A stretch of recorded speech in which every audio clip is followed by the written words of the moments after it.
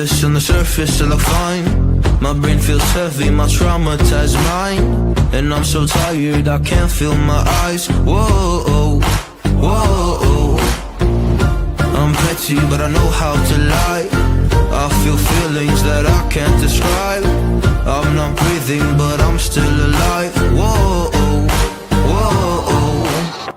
Shout out to Neoliberal Tears for this. Shout out to Twitter/X user Neoliberal Tears for resurfacing this clip. Neoliberal Tears commented at the top of the show, "What happened to my music?" One of my favorite commenters. Yeah, big Somebody fan. has so much affection for me. Keep it in mind.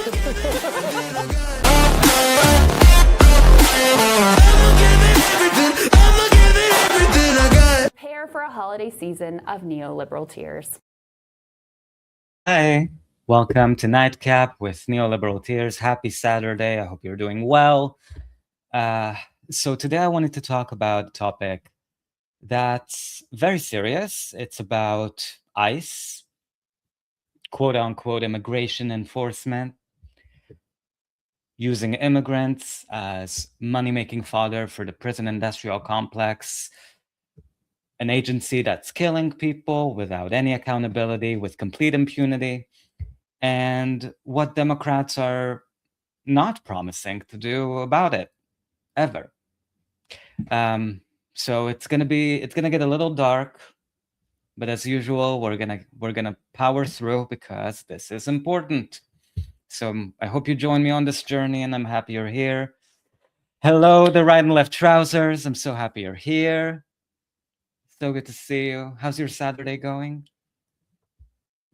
I think you said that your weekend starts like on Thursday, right? Or Wednesday. So it's not technically your weekend, but still hope it's going well. So to start off a little bit, just to give you a little bit of an idea of what's going on in terms of public opinion, at least among the Democratic base and independents, there is a consensus that ICE as an agency should be abolished. I know, it happened. It happened. We don't need to win any more people over. You can see here that 77% of Democrats support abolishing ICE, according to this poll from March of 2026. Independents support abolishing ICE by 52%, and even Republicans have seen an increase. As you can see here from the graph, there's increased support for abolishing ICE. It's a lawless agency. It's an agency that didn't exist prior to 2001. So it should be a no-brainer if you're the opposition party to promise something like this, right? Unless you're the Democrats. And also, okay, let me just say this first. Before I tell you that polls don't determine policies, corporations do. Since January, support for abolishing ICE has grown. So you see here, out of all Americans, the percentage of people who strongly or somewhat support abolishing ICE is at 50% of all voters.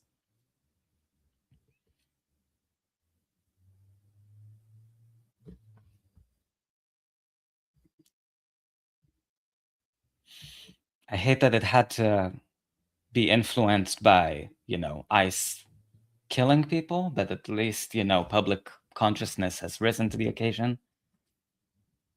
And you can see here, this is from a poll that was issued between February 27th and March 2nd, showing that, again, half of all Americans support abolishing ICE.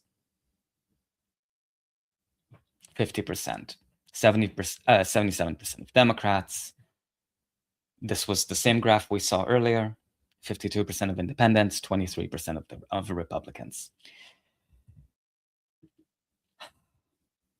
But unfortunately, Democrats do not agree that ICE should be abolished, not even when they're out of power.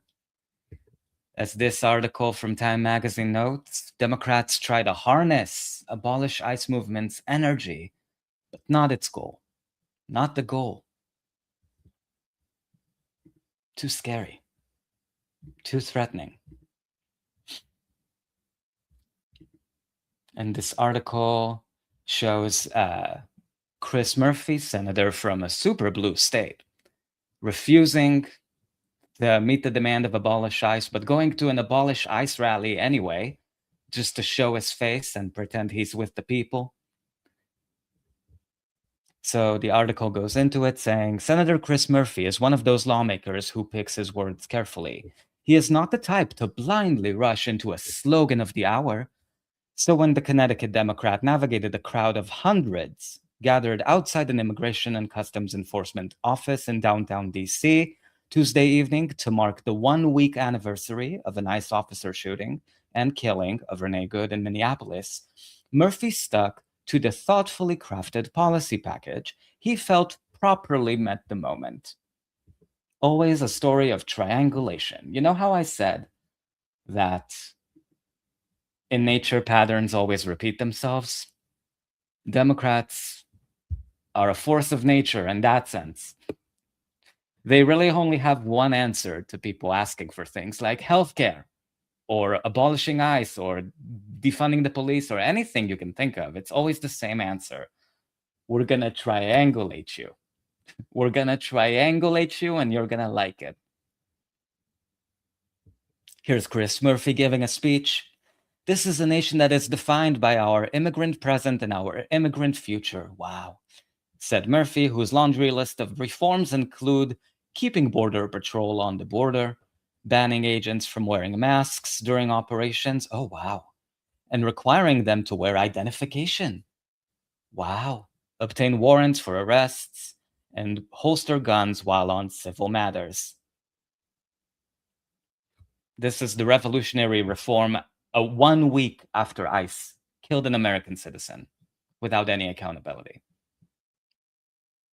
This is what he came up with. These were the kind of pragmatic, liberal code word, steps that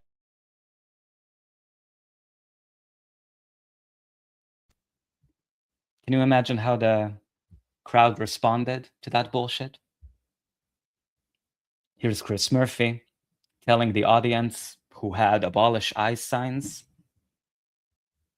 He disagreed with them, and he told them, you should demand that we make sure that this appropriations process is used to make ICE comply with the law. Make ICE comply with the law. Make ICE comply with the law, came the rallying cry. Said Murphy, who is the top Democrat on an appropriations subcommittee that handles the Department of Homeland Security's piggy bank. He added, and I see a lot of signs out there, not one additional dime for ICE in this budget. Almost immediately, the crowd erupted into a chant that was not at all what Murphy was pitching. Defund ICE, came the cry. Thus illustrates Democrats' challenge at this charged moment, responding to their base while not allowing themselves to get pulled further left than they deem prudent. So why am I showing you this? Part of what I've been trying to illustrate is that whatever people ask for has no bearing on what legislation Democrats and Republicans pass or refuse to pass. And just like Medicare for All, just like Roe v. Wade, and just like this article that talks about Democrats wanting to harness the energy of abolish ICE without actually supporting the goal itself, we're seeing the same story playing out. And we have people in the media space who, for some reason, look at that face, look at that face of people in the media we have, unfortunately, or have been cursed with,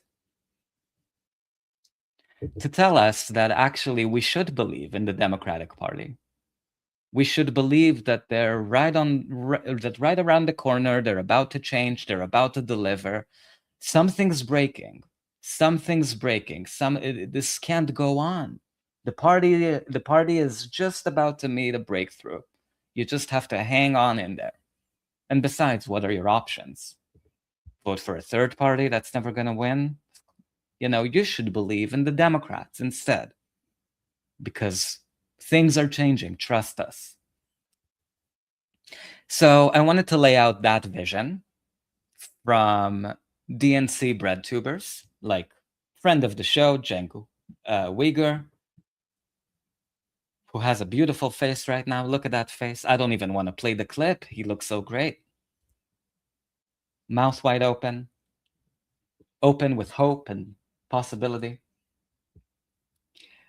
And Cenk and Crystal, friend of the show, had a discussion about where the Democratic Party should go from here, what it should advocate for if Democrats hold back power. One of the things they talked about is why Democrats need to support abolishing ICE. We already see that's not happening.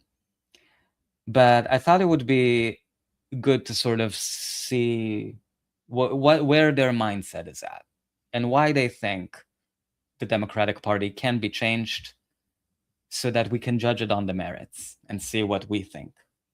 So let's play this up. My sense is that this discontent that had built up over the Epstein files and now the awakening about Israel, the minute 1, 2, 3 things go wrong, that's all gonna come back and go, oh, you guys were right. God damn it. Turns out he's a uniparty mother effer and he got us into this mess. And I think the 26 and 28, I mean, I don't know, the Democrats can blow anything, okay? But it should go massively in our direction. Does that make sense to you? Yeah. So what Cenk is really saying here is, oh, Republicans and independents and people are so fed up with Trump, they'll have no choice but to come into our big tent, find our tent, our big, big tent. I was just thinking of a joke that RNLT, Right and Left Trousers, made about Ryan Grimm's big tent whenever AOC gets up on screen. But anyway, Cenk thinks that this means the Democrats have this in the bag, that they're gonna win because Trump voters are pissed off at Trump. I mean, if we're talking about independence, I think you're right that already they're disgusted. I mean, some 80% of Americans who were polled said they'd seen that video of Renee Good. Like, they're not gonna buy the BS from JD Vance and Kristi Noem and Donald Trump. They're horrified by it, right? They see these thugs in the streets and this is not something that they are willing to accept. And, perhaps even more critically, the economy sucks. And Trump is off doing his foreign adventures. I'm gonna make Venezuela great again. I'm gonna make Iran great again. I'm gonna grab Greenland, which almost literally no one wants. All of these things. And it's like, I can't pay my bills. What are you doing? So yeah, I think the midterms are, even if Democrats continue to suck because they haven't been great, I think the midterms will be a romp for Democrats just by default. I think 2028, Democrats will be very well set up. And then. So you see here, this is the thinking, right? And Crystal said, by default, because of historical precedent and historical trends, I think she said that she thinks Democrats are going to retake the House. This is where DNC BreadTube stands. Okay. And as you and I both know, the critical question is, well, what are you going to do with that power? Because just as easily as, Trump and JD Vance and the crew could be vanquished, this fascist movement can easily rise from the ashes and come right back if people don't see their legitimate material needs and aspirations fulfilled. And so that's where it's really critical. And I know I'm singing to the choir here, but it's really critical that we fight for a Democratic Party that isn't going to just be a default. Okay, we're not as bad as those psychos over there who are like Nazi posting on Maine all day long. We're not as psycho as them.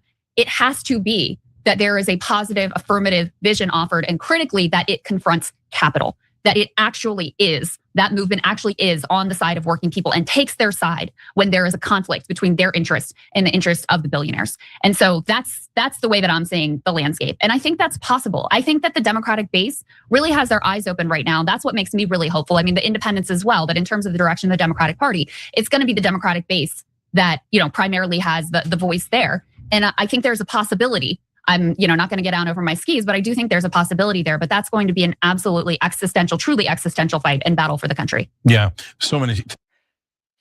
So here's the problem, or the holes in this analysis, right? And the reason why I wanted to focus on this is because I think people like Cenk and Crystal are trying to sell you something. not just whatever Cenk happens to be sponsored by, like, you know, some tea or whatever. Like, I don't know, what does TYT try to sell now? I don't know. Like, forget the sponsorships, right?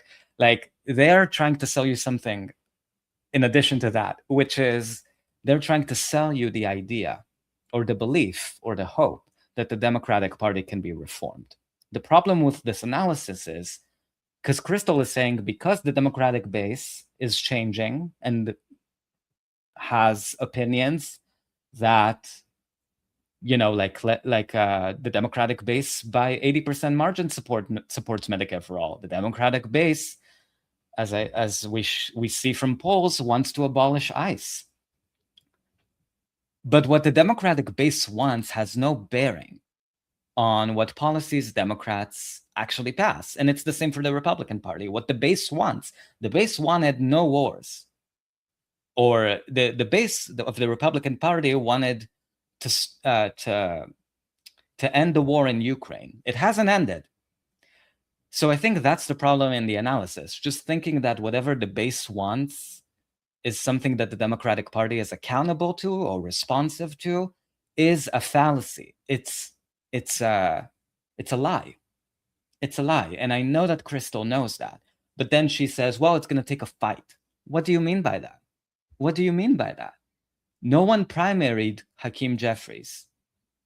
No one primaried nobody primaried Chuck Schumer in 2022 when he was up for a primary before a 6-year term. So what evidence is there? I'm talking science here. What evidence is there that the Democratic Party is willing to change or to meet the base where the base is? Because the base to the Democratic Party is irrelevant when it comes to policy. I think that's the missing piece here. But for whatever reason, people like Cenk and people like Crystal are invested in selling the Democratic Party as something that's just about to change. If you just hold on and wait and see, they're about to meet the voters where they are. And as we see with Chris Murphy, trying to triangulate abolish ICE into make ICE wear ID badges, it's not happening even now when they have every incentive to run to the left, be the opposition. They're out of power, and they're still refusing to meet the base where the base is. They berate you over the coals if you say something like abolish ICE or defund the police, while ICE and the police are killing people. So why are Crystal and Cenk so committed to this idea that it's a possibility? I think it's worth asking those questions. From RNLT, who always has the answers and the knowledge. And Crystal, that's exactly why we don't want to fight for Democrats. Vote for them if you wish, but only very rarely or never advocate for them. Let me read that again.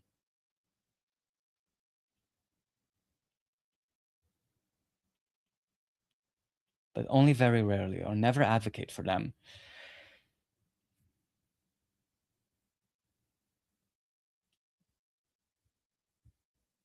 That's why a lot of people have given up on the Democrats. I mean, even now with all of this energy around abolishing ICE, I mean, let me show you another thing before we continue with our bestie.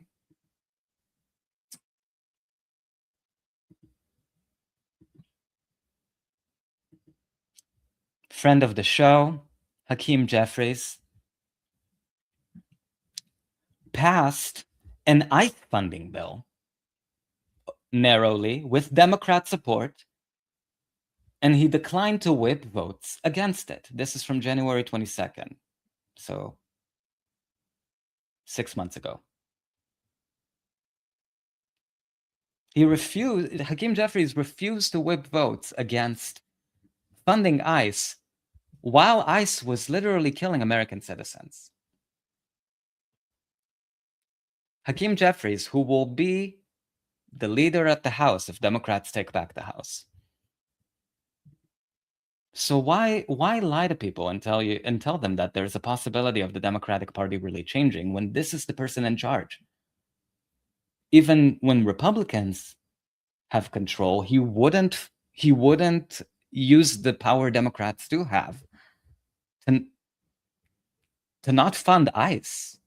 Do you think he's going to abolish ICE when Democrats take back the levers of power? I don't think so. And that's why people refuse to vote for Democrats. They're not pretending to promise anything that has to do with actually reforming ICE or defunding it or reducing it to,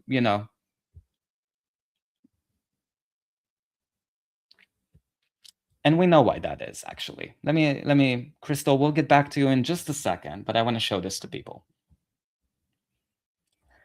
This is from Truthout. It was also co-reported on Open Secrets by Indy Schultens.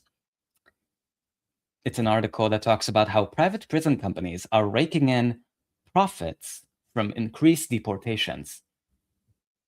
And the executive chairman of the GEO Group, which is a prison company, said, "This to us is an unprecedented opportunity." This is how these corporations look at people's lives, immigrants, as money-making fodder for the prison industrial complex. They see it as an opportunity. This is why Democrats are funding ICE. And people like Hakeem Jeffries are committed to funding ICE and will never, ever put a bill on the floor that abolishes ICE. Hakeem Jeffries said so. The most valuable private prison companies are GEO Group and CoreCivic at $4 billion and $2.2 billion, respectively. In the 2023 report, GEO Group noted immigration and customs enforcement contracts accounted for 43% of its revenue. 43% of its entire revenue is ICE detentions. Do you think Democrats are willing to confront that? They're not doing that now. When literally, if they did it, I mean, they would be meeting their base where it's at, right? Because the base wants to abolish ICE. 77% of Democrats. But Hakeem Jeffries didn't let that happen, did he? And nobody primaried Hakeem Jeffries. AOC endorsed him for a speaker. Zoran too. The day after Donald Trump was reelected, the company's stock prices soared. GEO Groups by about 41% and CoreCivics by nearly 29%. And there's this too. So this is what the chairman of the GEO Group said. This to us, he means Trump's election and increased deportations, is an unprecedented opportunity. George Zolli, executive chairman of the GEO Group, said during an earnings call shortly after the election, "So disgusting. It's so disgusting." This predatory nature of these corporations, it's really the same across the board in terms of the healthcare sector and the prison industrial complex, all of it. They're just using human bodies and torturing people as a way to make money and an opportunity to make money.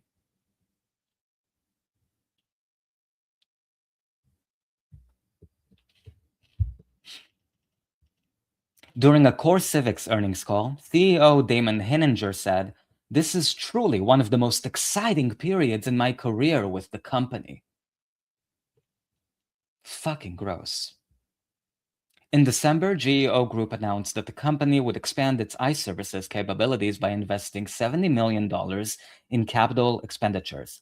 Zolli said during the earnings call that the company is looking to potentially double its services. ICE could help fill up to 18,000 empty GEO beds, which could generate as much as $400 million. This is what's at stake here for corporations. This is why Democrats, or of course not Republicans, but Democrats like Chris Murphy are not even pretending to support abolishing ICE. There's at least $400 million on the line. Billions of dollars, if you look at the whole picture. It's immigrants are, and torturing immigrants is how they make money. And making money is the number one, it's the North Star for both parties. So they'll pay lip service to reforming ICE, to make them wear badges, to make them turn their cameras on while they kill people. But they'll never, ever support abolishing it, even though their own base wants it to. So this is the analysis from Crystal that I find really deceitful. That she's pretending like, oh, the base is supporting abolishing ICE. We're so close to the Democratic Party actually caving on that issue. No, we're not. No, we're not. Let me read your comments. And guys, thank you for bearing with me. I know it's a little bit more of a depressing topic. I usually come on here and I chuckle at Rand Grimm's fake hair. It's just false, But false, no, false, it's not false. I think it's pretty obvious that whatever nest vultures have created on your head, on top of your head, Ryan, that it's artificial, synthetic. It's not real hair. I refuse to be lied to yet again by you. So thank you for bearing with me. I think this is an important topic. From the Ryan Left Trousers, and I see the Traveler is also in the chat. I'm with my besties. Yay! Hey guys, thank you for being with me on this depressing topic. I appreciate you. Your presence makes it a lot easier to do. If you ever do become a full-time YouTuber, oh, God forbid, would you consider selling a t-shirt with a picture of Ryan Grimm over the words, small d Democrat? Oh my God. Oh my God. Let me put that in my notes app. Just in case, you know, I'm not here to make a profit, but I think I just want to remember this idea, at least so I can small d with a picture of Ryan Grimm. Thank you. Thank you for that, RNLT. Small d, and then I want to sort of have a visual that alludes to the small tent that he has in between his trousers. Right and left trousers. I was watching, also from the Ryan Left Trousers, I was watching a pair of videos by Derek Varn earlier today, which was talking about a book called Collapse of Complex Societies by a man named Joseph Tainer. Oh, interesting. Let me put that down. Was it good? Collapse of Complex Societies. Thank you for that. I'll check it out. What did you think? How was the breakdown? Did it Joseph Tainer from the Traveler here? That's right, Crystal. That means not supporting a Dem president that busts railroad strikes. Hello, somebody. Hello, somebody. A Democratic president that funded ICE, that funded the police, literally right after George Floyd and all of the uprisings against it. Biden had like a speech where he said like, we can't defund the police. We need to fund them, fund them, fund them. Just being really showing the full republicanism really at the core of the Democratic Party, despite the marketing. From the Ryan Left Trousers, part of Tainer's thesis is that as complex states carry on, it becomes increasingly expensive to maintain themselves and more difficult to produce further changes. Oh, interesting. Oh, that's interesting. So that maybe that's why we're seeing sort of a stasis in the system we have, and seeing it's being so unresponsive to any kind of demands for reform of any kind, however mild. That's a very interesting. I mean, yeah, thank you for that. I'll check it out. From the Traveler here, when they control the White House, Senate, and House again, they will be telling us, now isn't the time to fight. Now is not the time. Yes, you voted for us to rein in ICE, reform ICE, whatever the fuck. But did you know that we're better than the Republicans anyway? And also, fuck you, we're in power. Why are you asking us for shit? But really, we wouldn't have so much confusion around this if it wasn't for people like Crystal and Cenk, who are invested in telling people for years on end, despite all of the evidence in front of us, that the Democratic Party, right, like it's really, if you just hang on, it's about to change. So let's see the theory of the case here from Crystal. Let's keep listening and see if there's any logic to her proposition. Because hey, listen, I want things to get better, right? Like, I'm not against things improving for people. I'm not a nihilist. I'm not hopeless, but I hate lying. I do. I really do. And Ryan Grimm is the number one liar. This is false, false. No, it's not false. It's not false. Hey, Ryan. Ryan, did I welcome you into the show already? Did I say false? This is false, false, false. No, it's not false. Oh my God, I'm so sorry. Ryan, welcome to the show. I'm so happy you're here. We love you. We all love you. RNLT, the Traveler, we love you. We truly do. This is false, false, false. No, it's not false. Actually, you know what? You're right. That is false. That was completely false. Good catch. Good catch there. Things you said I want to comment on real quick. Yeah, ironically, Trump has turned into Biden, right? Biden used to brag about, oh, all the NATO leaders love me, so I'm going to win the re-election. And they had to tell him, no. No one in America cares about foreign leaders. Like you're not getting it at all. And now Trump's like, what do you mean? I made Iran great again. And well, did you see Trump say to the Republican caucus? He was like, you have to tell me what's going on in the mind of these voters. It's like, wow, have you ever lost your touch? He can't understand why people are dissatisfied. And that is just insane. Yeah. All right. I've now come up with a new term. I mean, I did the bald eagle thing, but I'm now going to call them the Bald Eagle Coalition. Okay. So those guys, even some of the Republicans that are supporting what ICE is doing, that like what we did in Venezuela, the minute that Iran turns into a mess, they're gonna go, oh, right, anti-war. Yeah, right. I meant anti-war, right? Because I think that part of it is that they hate the idea of America being controlled by a different country. And they have now begun to realize, yeah, Israel runs the place. And they are going to be very unhappy about that. In fact, I'll do another fun prediction here.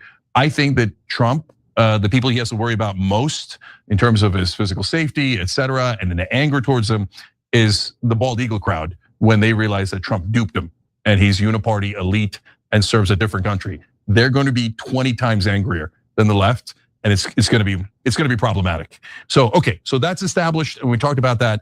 Now I want to turn to what you.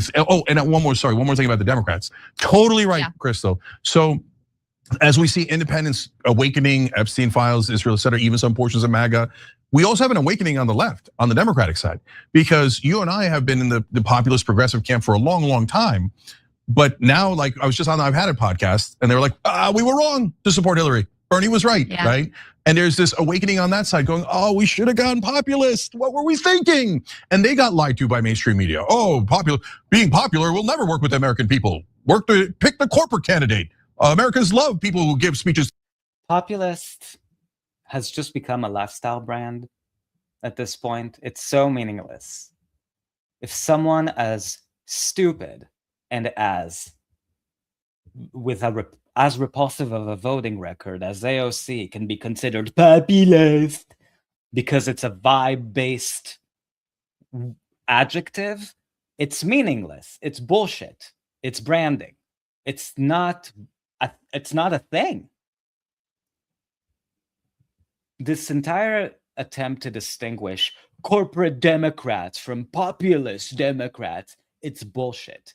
They're all corporate Democrats. They're all businesses at the end of the day. Each candidate is their own small business, and they're all trying to do the exact same fucking thing, raise money. I hate that word. I used to think it's sort of like, I guess, paid lip service to the idea of economic reform of some kind or Medicare for all, whatever policies that people want to see. It's such fucking bullshit. I am hereby retiring the word populist from the lexicon. Not allowed. Not allowed anymore. Stop using it, Cenk. The banks and collect millions of dollars from it, et cetera. So I think that's super exciting. So, and again, guys, Crystal shows breaking points, and she does it with Sagar. Super interesting.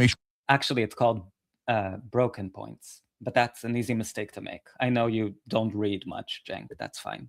Sure, you're checking it out. So now, and it's populist left and populist right. Another reason why it's a really interesting show.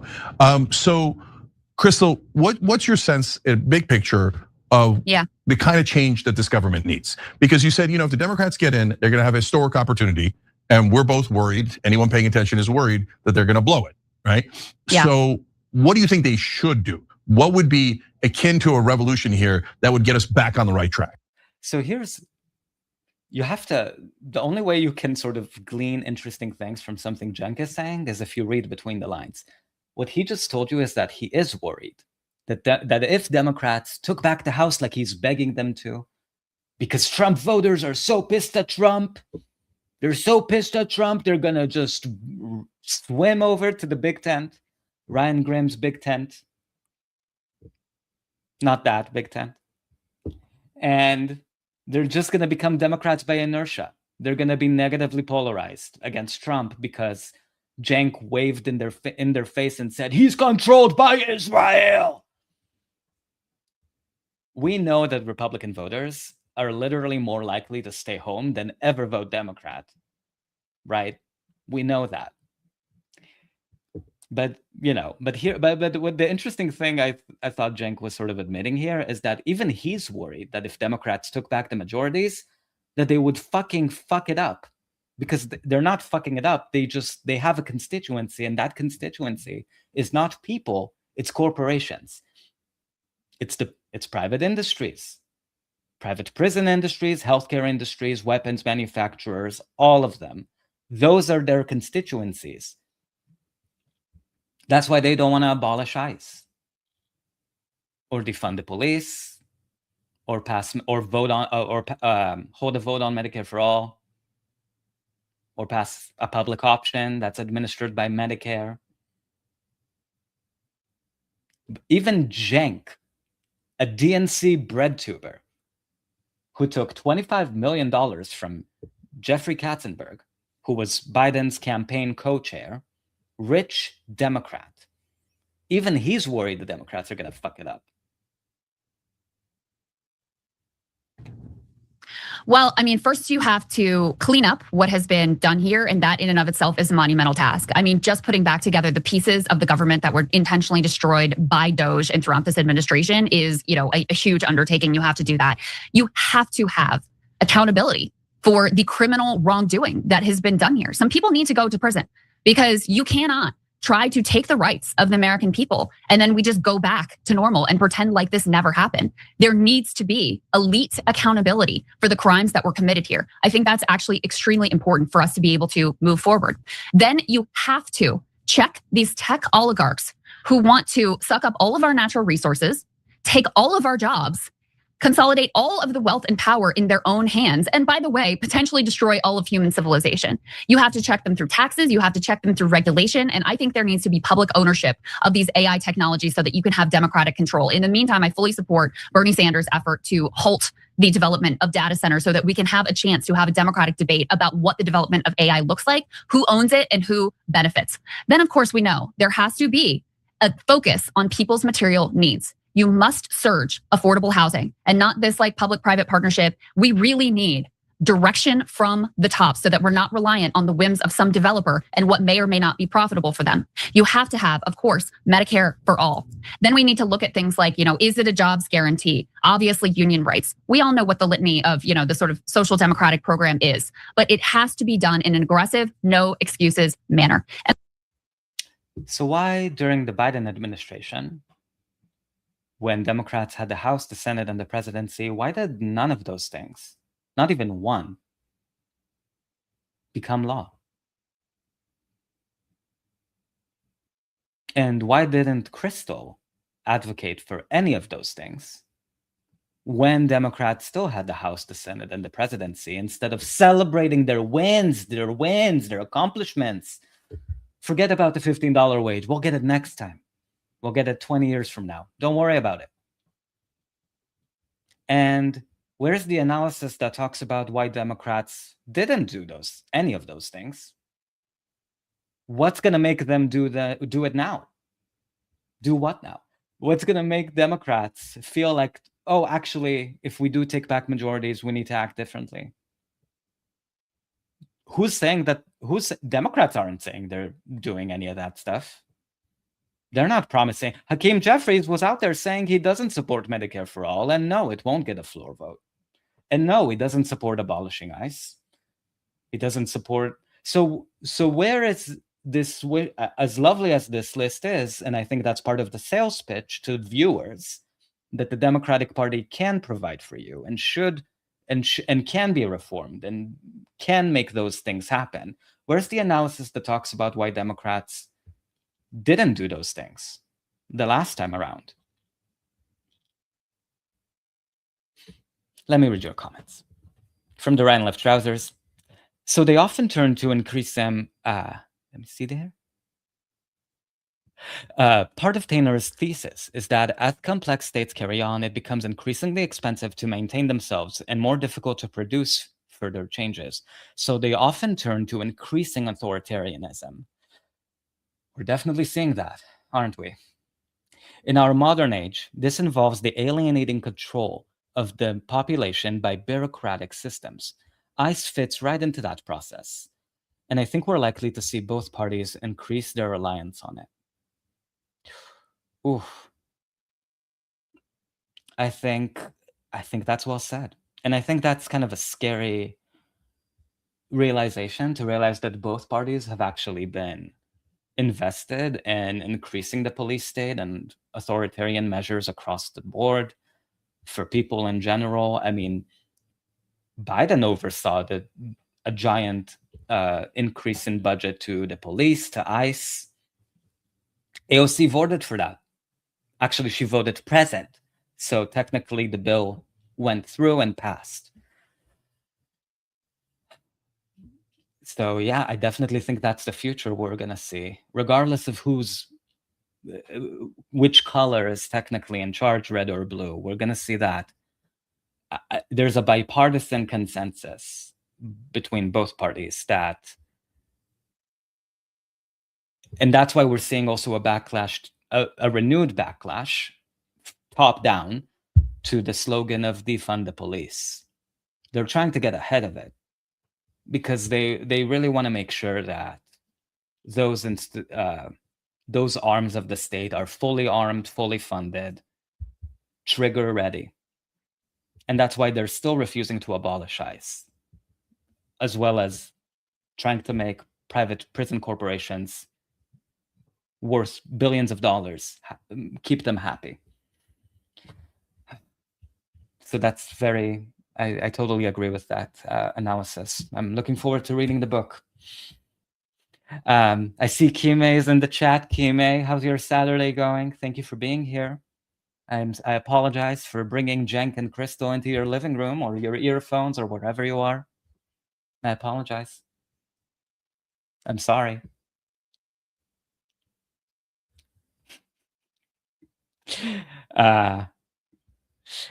From the Ryan Left Trousers.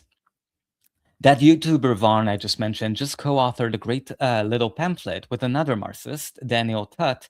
Oh, I've heard that name. Regarding populism, called "The People Are Not One." It's well worth a read. Only 88 pages. Guys, did you catch that? "The People Are Not One" by Varn and Daniel Tutt. I'm gonna put that in my notes app so you know I'm serious. The people are one. Thank you, RNLT. The people are one. Except Cenk and Crystal. They're not part of the one. We are one. They are... they're... whatchamacall them? The establishment.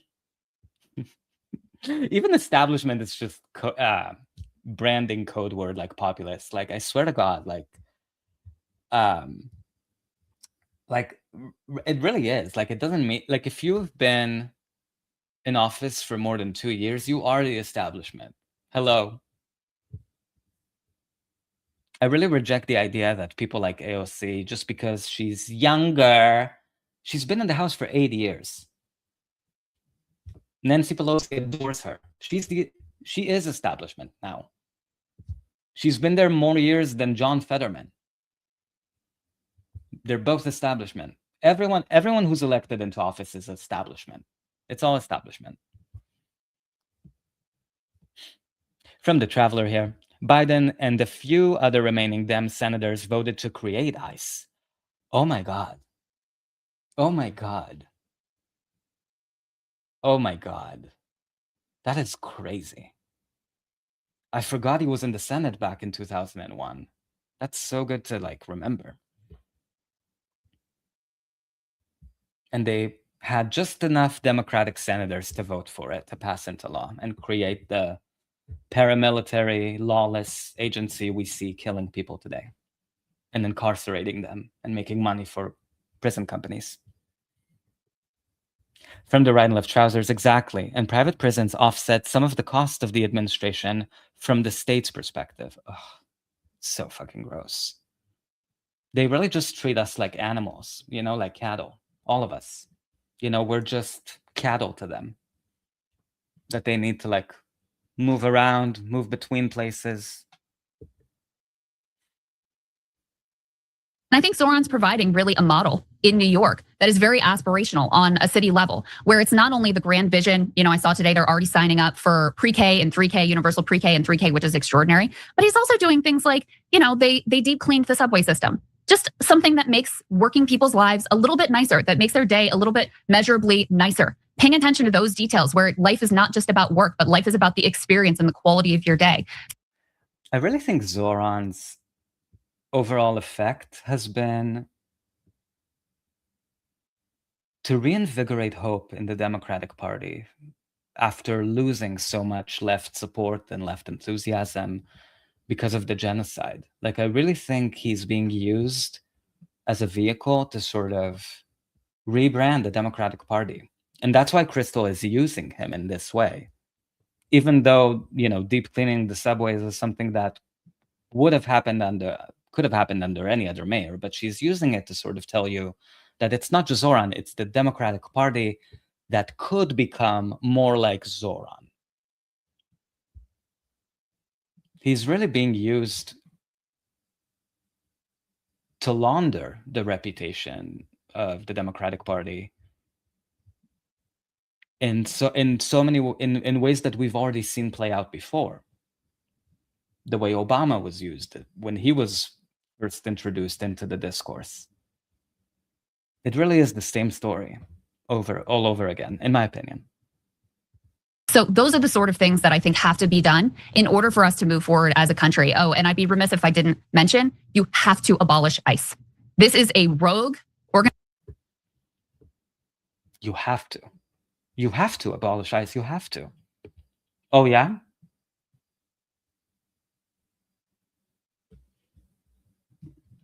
Sorry, Crystal. Let me just show people that article one more time. Since you said we have to. Democrats are not doing that. They're not abolishing ICE. They're not even promising to abolish ICE and then reneging after they get elected. You know what I mean? Like doing the whole bait and switch. They want to triangulate abolish ICE into ID badges for all of ICE agents. They're not gonna reduce ICE's funding. They're not doing that now when Trump is president and they have every political incentive to sort of stick it to Trump and stick it to ICE. They're not doing that. Why? Because that goes against their shareholders. They have to deliver for them. They're the constituency. Hakeem Jeffries is not going to go to GEO Group and private prison companies and tell them, actually, I'm going to reduce the money that we're giving you. He's not doing that. The only thing that's going to change is how Democrats message about ICE. You're not going to see the funding decrease. That's why they're not even pretending to offer it as part of their reforms. You see how in the reforms that Chris Murphy is coming up with, none of them have to do with reducing funding. It's all about individual ICE agents wearing badges, wearing security cameras, having more training, all of these things, but none of the propositions are defunding ICE or funding it a little bit less. So Crystal is saying we have to abolish ICE. Well, then you're in the wrong party. You really are. If you think that's going to happen with Hakeem Jeffries, or forget Hakeem Jeffries, with Chris Murphy, deep blue senator, they're not doing that. They're not even pretending to promise that. So why are you lying to viewers about that potentially being a possibility and trying to bridge that gap between what the Democratic base wants and what Democrats are willing to offer? They're not offering that. If you're a real journalist, you should expose the extent to which politicians are lying about wanting to reform ICE in any way that people are actually demanding. I really hate lying. I do. I really do. And I know I brought this play up before, but Death of a Salesman really goes into this idea of like, that everybody's selling something. And this is what I think Crystal is trying to sell to viewers, that the Democratic Party is still worth investing in. If you're a progressive-minded person who cares about abolishing ICE and protecting immigrants, that there is still a chance for you. If you just hold on and get them one more majority. But notice that she doesn't tell you how that's going to happen. Organization, which has been set up to serve the needs and the diabolical whims of Stephen Miller and Donald Trump. They have been rogue for years at this point.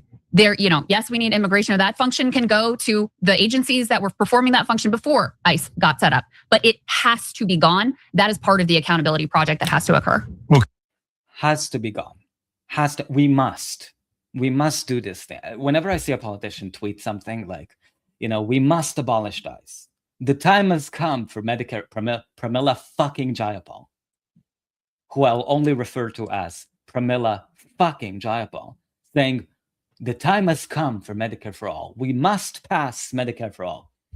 We must codify Roe v. Wade. We must. Who's going to muss them up? Who's going to muss them up? Hakeem Jeffries literally refused to vote. Sorry. When I get angry, I get my words twisted.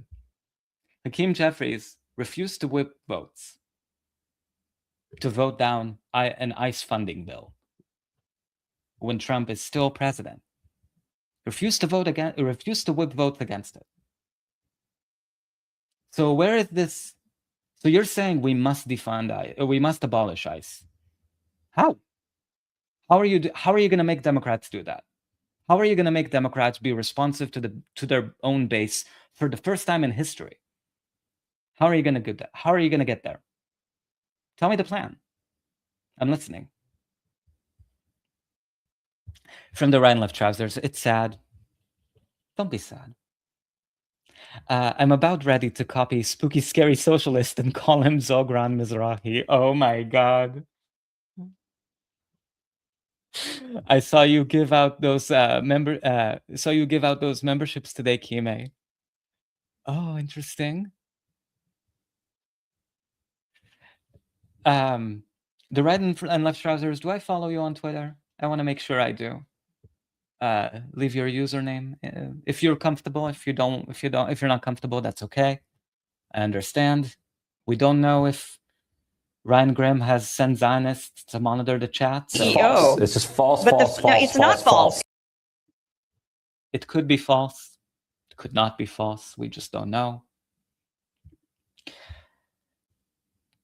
I think the reason why that makes me frustrated is because we're gonna listen to Crystal and Kyle's debate with Bree, And one of the things that Crystal kept bringing up to Bree is, show me the path to progress here. If we go with a third party, or whichever third party presidential candidate, Cornel West at the time had some traction, at least online. So she kept saying to Bree, show me the path, show me the way, show me the way. How are we going to get from where we are, fucked up, and where we want to go in terms of passing the policies we care about, like Medicare for all? How are we going to get there? And she was trying to make the case to Bree that a third party isn't leading us to that outcome because it's a losing battle from the get-go. It's a losing strategy that's not going to gain traction. Whereas if you put yourself into the Democratic Party and invest in that, there is more of a path to achieving those policy outcomes. And I think that's the lie, that that those policy outcomes that she's talking about here, Medicare for all, she mentioned, abolishing ICE, surging affordable housing, public affordable housing that's not tied to private-public partnerships. None of those policy outcomes are possible in the Democratic Party either. So I'm flipping the question on Crystal and saying, what's your path? I don't see it.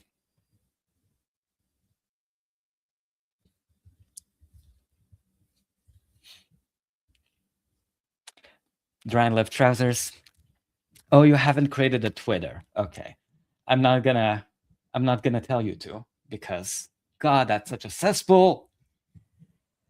I created a new alt just to sort of refresh my mind, and I'm basically only using it to post pictures of my cats. To have like a cat only or animal friendly only Twitter account. We'll see how long. It's a nice distraction from the shit show of political Twitter. Okay, so first of all, deep cleaning the subway is genius. I'm super glad he's doing that. It's going to be like the most popular thing in New York. Okay. And also building public restrooms too, which, having lived in New York with little kids, it's like, oh my God, that would be a godsend. Yeah. They'll turn into a mess, but let's give it a shot. I love what he's doing. Okay, so now, Crystal, as you explain that linear of things that you think he has to do, or the Democrats have to do, Medicare for all, taking on the tech bros, taking on Israel, public ownership, abolishing ICE. This current Democratic Party, as it is constituted, will not come within a million miles of doing any of those things, okay? Oh my God. Did Cenk just say something true? Wait, hold on, what? Did he just say that? Did he just say that the Democratic Party is not interested, as it's currently constituted, in any of those things? Hold your horses, guys. Oh my God. Wow. Wow, maybe he's having a stroke.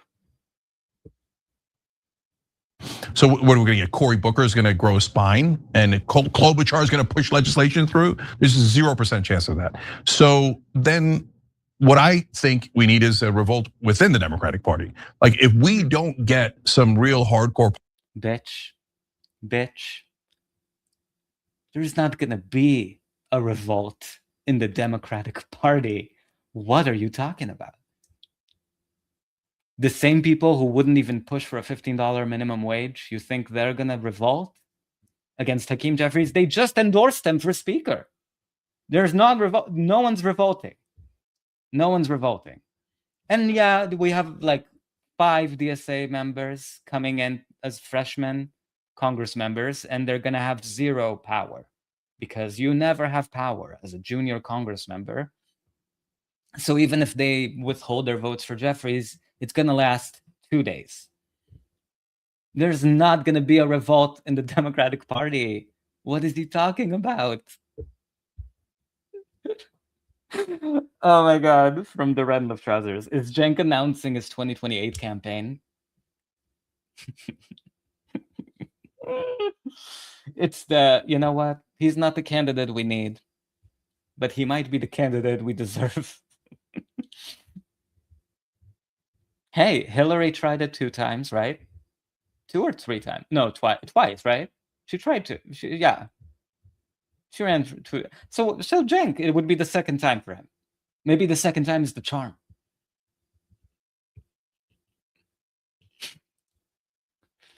I just remember, like, when he ran in 24, like, you would think that he would go balls to the wall in terms of because he had such a long it was such a long shot. I think even he knew that. I think he had some self-awareness in that sense. But even if you looked at his policies on the website, it wasn't like appealing. It was just like, it was the most mealy-mouthed, milquetoast bullshit.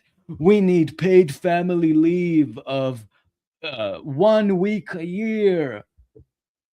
Like, why are you even doing this? You're not, like, what are you trying to contribute to the discourse? If the same thing, if you support the exact same things that Pramila fucking Jayapal pretends to support on her website, why are you doing this? So, RNLT, I think, if he is gonna run again, it's because we deserve it. I think Marianne should run again, just to humor me personally. I can't think of anybody who I'd actually be excited to vote for. Like, that's the sort of depressing. Like, there's no one the Democrats could offer up. I mean, they'll never run Rashida Tlaib. That's not happening. They are very happy to just use her as a House member, a House member that's marginalized, sidelined, bullied. They're not going to run her for president. So it's gonna be what did you guys call it? Nasty Newsom. We're gonna see Newsom, Klobuchar, definitely Buttigieg. So this entire conversation about the Democratic Party undergoing a revolt is such a lie, in my opinion, because none of those candidates, even in the pipeline, are pretending to subscribe to this vision of Crystal and Cenk. Pete Buttigieg doesn't support abolishing ICE. Newsom doesn't support abolishing ICE. Klobuchar doesn't support it. Will never support it. So Cenk made a good point. You know, as it's currently constituted, they're not moving in that direction. Populist into the Senate and the House, there'll be no fight at all, and the Schumer camp will get back in charge. And I've now talked to enough people inside Washington. I'm absolutely positive that if Schumer and Jeffries are in charge, their plan is to literally do nothing at all. Did you hear that?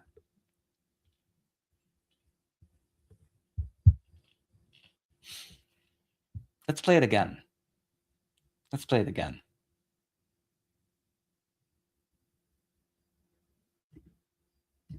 And the Schumer camp will get back in charge. And I've now talked to enough people inside Washington. I'm absolutely positive that if Schumer and Jeffries are in charge, their plan is to literally do nothing at all. So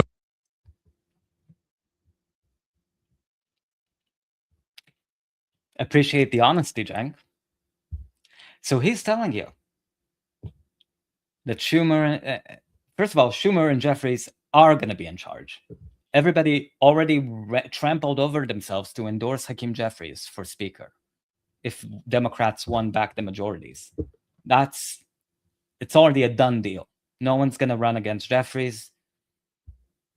I showed here the article from 2022 that talked about how nobody wanted to run against Jeffries for speaker because they just didn't want to antagonize him, didn't want to make him feel bad, and they were scared. They were too scared.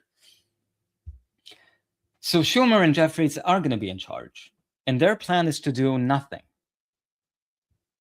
So your job as a journalist is to lead with that and tell people that and warn them that the Democratic Party is not planning on delivering anything for them. Even if that makes you more money to pretend that the Democratic Party is about to change, this is the truth. It's not changing. If they're in charge, they're going to say, oh, sorry, we have a few progressive House members and They asked us really nicely to have floor votes on things like public option or reforming ICE and all of these things, but I'm Hakeem Jeffries. I decide which bills get on the floor. I'm the bad guy. Sorry. You can all blame me. I'm not doing anything. And they're saying that. They're saying that to people behind the scenes. This is when Krystal and Cenk should be yelling from the rooftops that the Democratic Party is unreformable.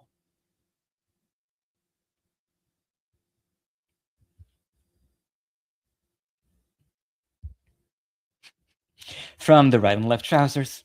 Oh, Fascism Watch, welcome to the chat. Good to see you. Hope you're having a good evening, a good Saturday. I'm sorry I'm cursing you with Cenk's presence. Cenk Uygur. Sorry, I keep mispronouncing his name. I don't mean to. Cenk Uygur. It's Uygur. Like yogurt. Uygur. From the right and left trousers. Do you think Sloppy Slotkin will jump into the running? Oh my God. I thought it couldn't get worse from Buttigieg, who I'm pretty sure is CIA. We don't have confirmation, but let's be real. If I've ever seen a CIA agent who wasn't Ryan Grim, it's definitely Buttigieg. False. It's just false, But false, no, false, it's not false. Is it false, Ryan? Is it really false?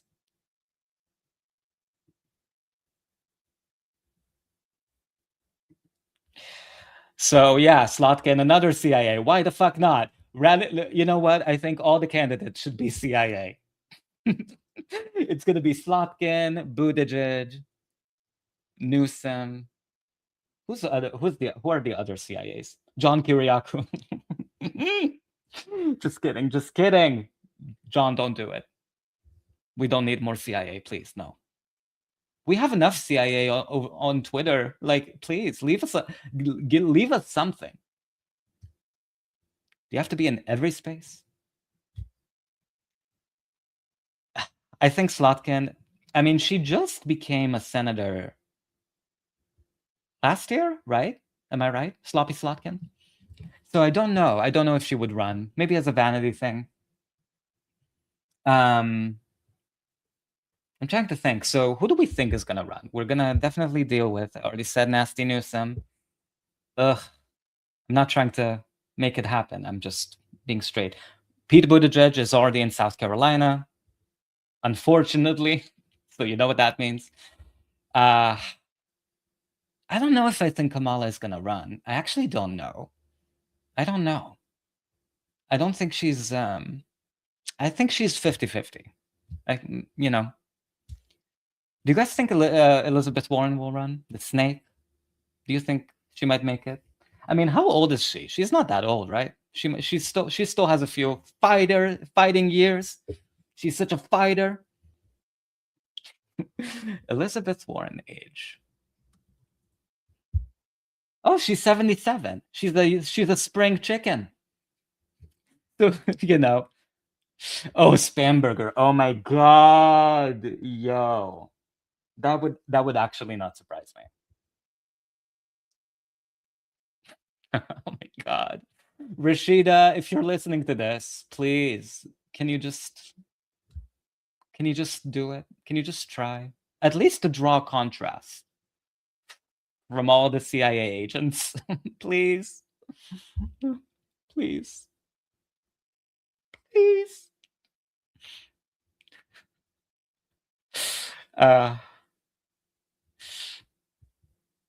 Let's see here. I want to read your comments. Fascism Watch.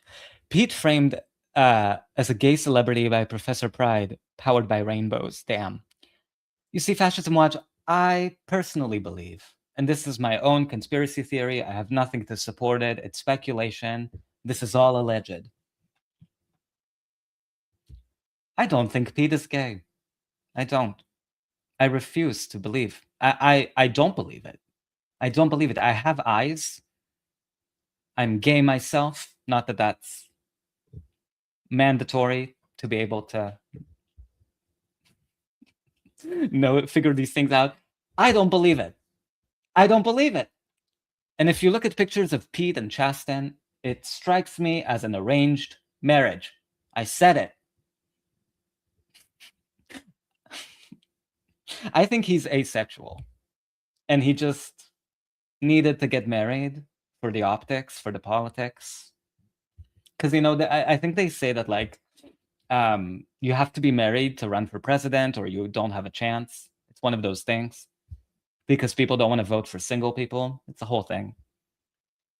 I don't believe he's gay.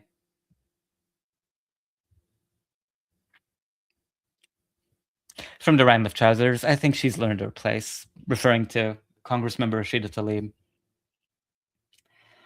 And look, as a Congress member, I'm sure she gets to do a lot of good things for her district, like, check those evil utility companies, pass policies that help the environment in her district and hold corporations accountable. You do have power as a Congress member, so I don't think she wants to give that up. But I think you can sort of see how different her vision would have been as a leader if Democrats were willing to not just only listen to corporations and only take their word for everything. But I appreciate Cenk's honesty here, letting us know that Jeffries and Schumer are already telling people behind the scenes, and even DNC bred tubers like himself, that no, Democrats are not going to do anything if they win back the majorities. They're just going to keep everything exactly as it is. They're going to increase funding to all of the same agencies that they funded in 2021, like the police, like ICE. Nothing's going to change. So don't we need a revolt within the Democratic Party first? Of course, I think that revolt is underway. I mean, don't you? Like, just look at Graham Plattner in Maine going up against the sitting governor of Maine. And he's just like, no holds barred, says it as plain as you could possibly say.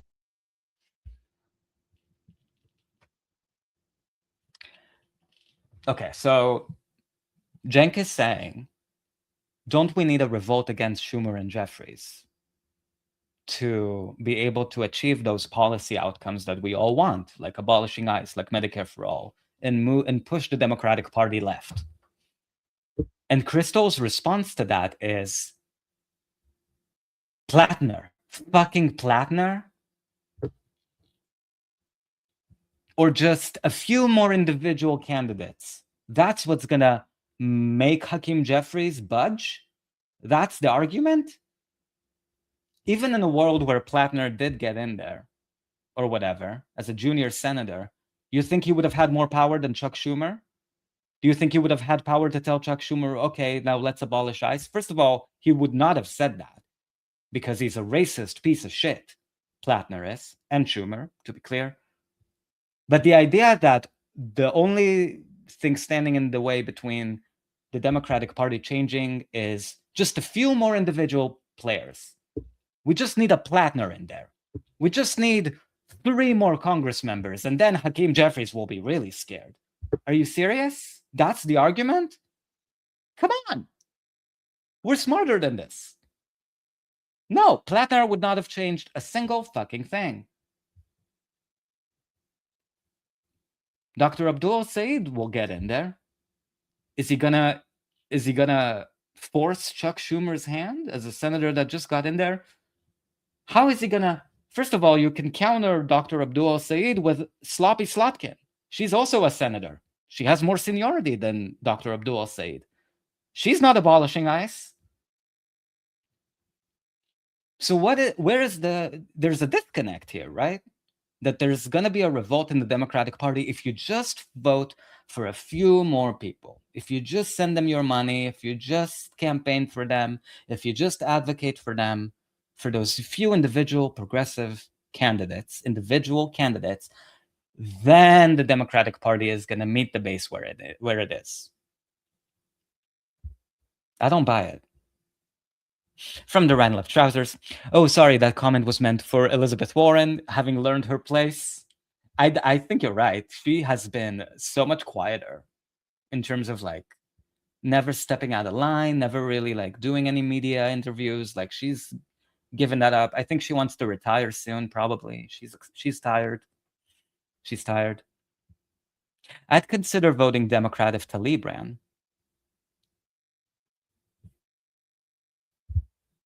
You and me, RNLT, you and me. Fascism Watch. Jeffries is on legal drugs. Allegedly. Allegedly. What kinds of drugs? Allegedly. I mean, aren't they all on drugs, to be honest? Allegedly. Okay.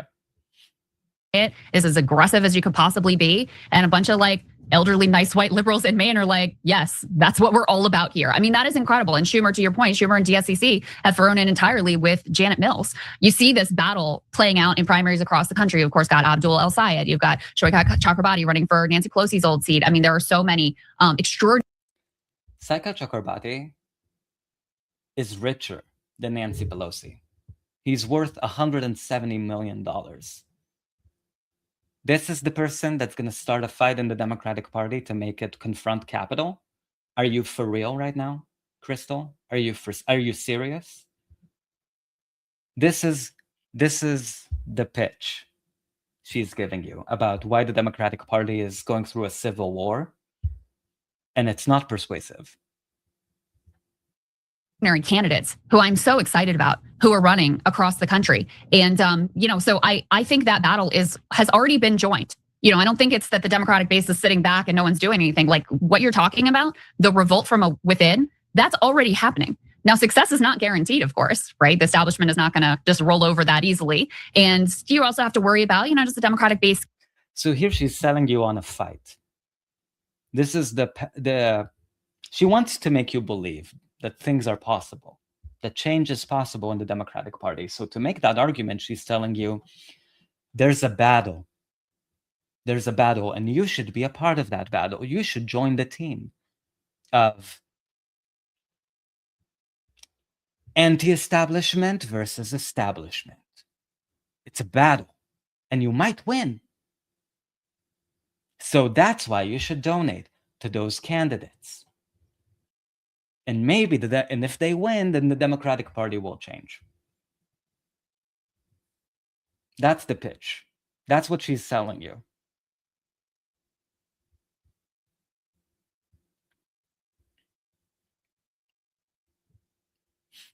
From the right and left trousers.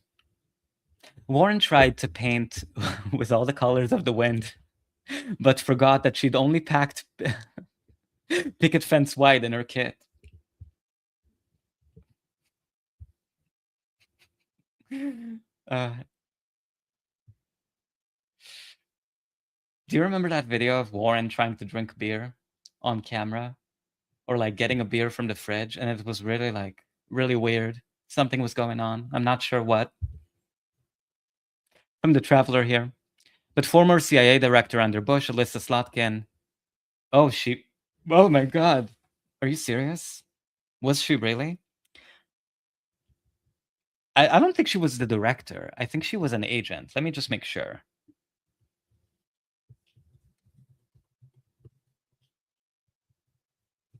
Let me see.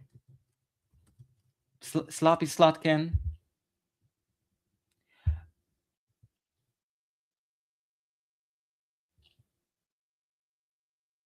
Okay, so she began her national security career as a CIA Middle East analyst following the September 11 attacks. During the administration of George W. Bush, she served 3 tours in Iraq and worked on the Iraq portfolio for the White House National Security Council. Okay. Oof. Oh my God. And apparently she speaks Arabic and Swahili. Yikes. But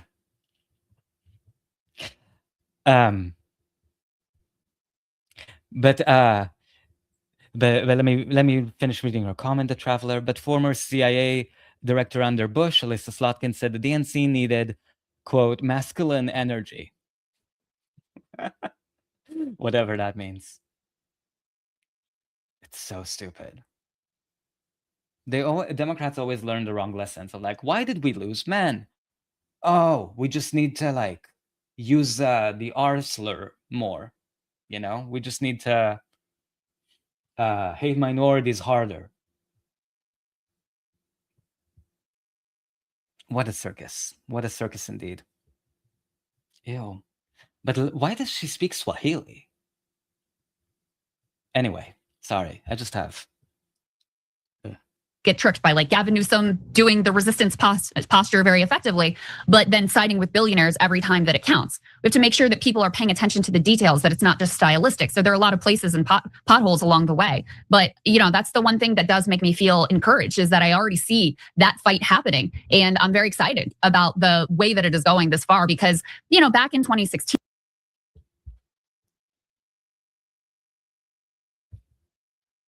back in 2020, the Democratic base, they liked their leaders. They thought Nancy Pelosi was fighting for them. They had very high approval ratings. They still thought very highly of their media institutions, MSNBCs, the CNNs, the New York Times, et cetera. The bloom is off that rose. They don't have the power and the capacity to manufacture consent the way that they did in the past. And that in and of itself opens up opportunities that never existed. And so again, we're back to this point that whatever the Democratic Party base wants has any sort of relationship or bearing on what policies Democrats pursue. If that were true, we would have gotten Medicare for all under Biden. 80% of Democrats in 2020 supported Medicare for all. We didn't even get a public option to respond to the 80% of the Democratic base who wanted Medicare for all. They wouldn't even triangulate it to a public option. I know I use that example so many times. I bet you guys are ready to pull your hair out if you have any, or if you have a toupee like Ryan Grant. False. It's just false, But false, false, it's not false. I don't think it's false. But there is no relationship between what the base wants or is demanding at any given moment and what the Democratic Party is willing to offer. So again, she's using that as an excuse to sort of pretend that the Democratic Party is about to change. And I think that's deceitful. If we can make it there, and if we can survive as a country to get to that place, and that I have to maintain optimism that it's not too late to not only just turn back the damage and the horrors that have been done, but actually build something out of the ashes that is truly extraordinary and meets the needs of working people in America. Yeah, so obviously I agree. Shortcut Chakrabarti, among others, is in Rebellion PAC. PAC I started it. Populist Left, Randy Bryce, Richard Ojeda, Ro Khanna, Josh Turk, a really important Senate candidate in Iowa, who's leading that Democratic race. Hartzler Gray, very progressive, young candidate out of Missouri. So everybody check out Rebellion PAC when you get a chance, but check out all of the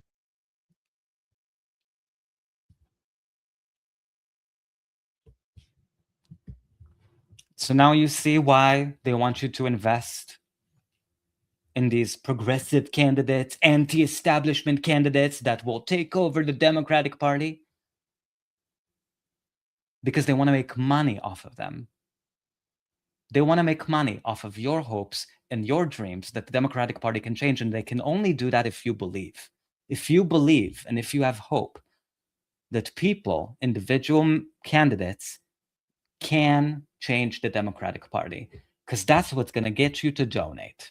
That's what's going to get you to buy a t-shirt from Rebellion PAC or whatever the fuck. That's the game. They can only make money by selling you candidates, and those candidates have to be from the blue team. I mean, they can be from the red team, but it's harder to sell you hope on those candidates. The blue candidates are used to sell you hope and sell you belief that they can change the party. Even though Crystal is smart enough to know that those individuals getting into office, 2 senators, 3 House members, that's not changing the landscape of the Democratic Party. I can't emphasize this enough. That's what Cenk asked her. He said, Hakeem Jeffries and Chuck Schumer, they're not budging. So what's going to change their calculus? And Crystal is saying, well, she didn't even say we needed to primary Jeffries and then maybe we would have had a shot. She's saying, no, even under Jeffries and under Schumer, if you just get Dr. Abdul Said in the Senate, he will make Chuck Schumer bend to his will, magically speaking. Don't forget to donate to Rebellion PAC. So let me show you what Crystal said. I told you I love time travel. I do it all the time. I'm as I've as I'll keep reminding you guys, I'm not a human. I'm not a real person. I'm an artificial intelligence. I live on the internet, on the interwebs. So it's easier for me to time travel and pull these clips through. This is Krystal and Cenk from 10 years ago, almost. Actually, no, 2017. So 9 years ago. Talking about how the Democratic Party was just on the brink of change. Oh, it's so close. We're so close to the Democratic Party reforming. And again, 2017, if you remember, Hillary lost. The Democratic Party was in shambles. What happened? What happened? How do we rebuild? How do we change? How do we move forward?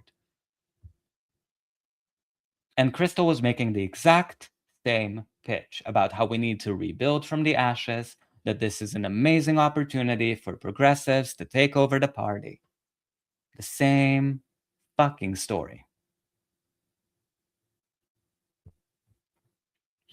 From the Traveler here, in Biden's 2022 budget request, the motion of public option wasn't even in there. And we had 15 Congress members who supported, on paper, Medicare for all, who promised that they would fight for Medicare for all, or at least a public option. And they refused to do any of that. That's what Krystal needs to reckon with if she wants to convince people like myself that, that there is hope in the Democratic Party just coming to its senses and meeting base voters where they are. You haven't even reckoned with the Democratic Party's record from 2021 and 2022 when they had a trifecta. People like Krystal and Cenk, all they did was give excuses to people about why the Democratic Party still couldn't and shouldn't do anything, not even codify Roe v. Wade. Let's listen. I don't know about that. Okay, now Krystal's new book has a great title. I mean, right up my alley. Reversing the Apocalypse, Hijacking the Democratic Party to Save the World. Here, here, sister. Thank you. So first, you've had really interesting experience in both Democratic Party as a candidate in Virginia's 1st district where you ran, and then also on cable news. Let's start with the Democratic Party first. Sure. So to the point of your title, why does it need to be hijacked? Well, I think the party has really strayed from its historic roots. Going back to FDR, this party's sort of bedrock foundational principle was that every person as a human right deserved a decent, dignified living, right? You deserve to be able to earn a wage to be able to support yourself and your family. Of course, we've never achieved that. We've never lived up to that, but that was always the fight. That was always what we've been working towards. And over the years, and I can point the Clinton years in particular, we've gotten away. Did you hear some of the keywords that I've noticed that are being used again and again are fight. Fight. Be in the fight. It's the same bullshit Alex Lawson tried to tell me when he was justifying Pramila Jayapal refusing to fight for the $15 minimum wage. Oh, you just have to fight again. You have to fight for another day. You have to live, you have to pocket the gains and fight for more. Fight, fight, fight. This is 9 years ago. It's time a flat circle. Away from that, and we've gotten to this idea that you've got to be able to, have these particular skills that work in this economy to be able to succeed. And if you don't have that, and if you don't know the right people, then you're kind of out of luck. So that leaves a lot of the country behind. I mean, one of the things that I talk a lot about in the book, Cenk, is the fact that we're going through this massive economic transition right now. Most of the jobs that are being created in the country, and you know this, are low-wage jobs. The top number 3 jobs are fast food worker, sales clerk, and cashier, so retail sales and cashier.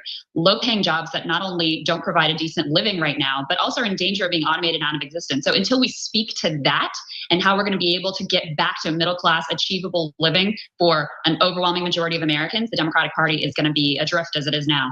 So why do you think the Democratic Party is not doing that right now?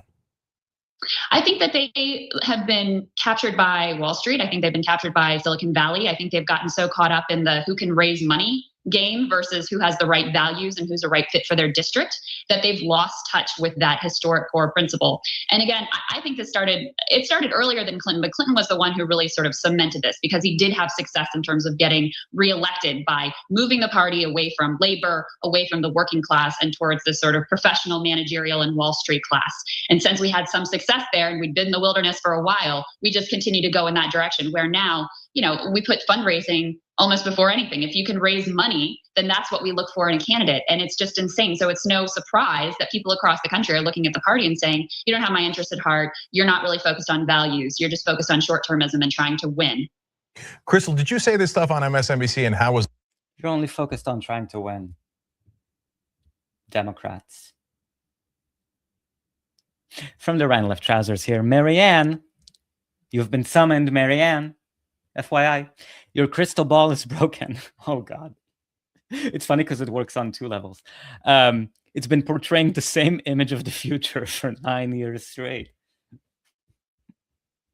Marianne, can you tap that crystal ball? Can you shake it up? Shaky. Maybe flip it. Because we need change. We need to see something different, just so we're not bored. It's the exact same thing. Also from the Ryan Left Trousers, the 5 stages of fight. Fail, ignore, grovel before the feet of leadership. Hail the next progressive savior. And try again.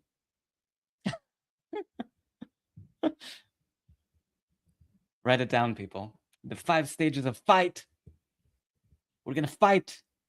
This time it's gonna be different. We have to keep fighting. Keep on fighting. And don't forget to donate to Rebellion PAC. So Ro Khanna can make even more money. Was it received, if you did?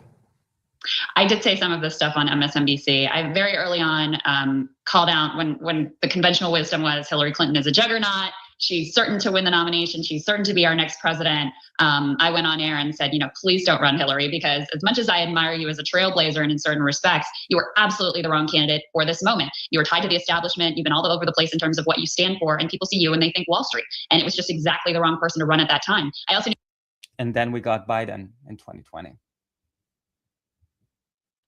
If she jumped in the race, it would freeze the field because there isn't a whole lot of courage that comes out frequently from politicians on the Democratic side, and that we wouldn't have a lot of options. I was really grateful that Senator Sanders did decide to step in and provide a great alternative, but ultimately having the backing of almost every Democratic politician and official behind her, it was just too much to overcome.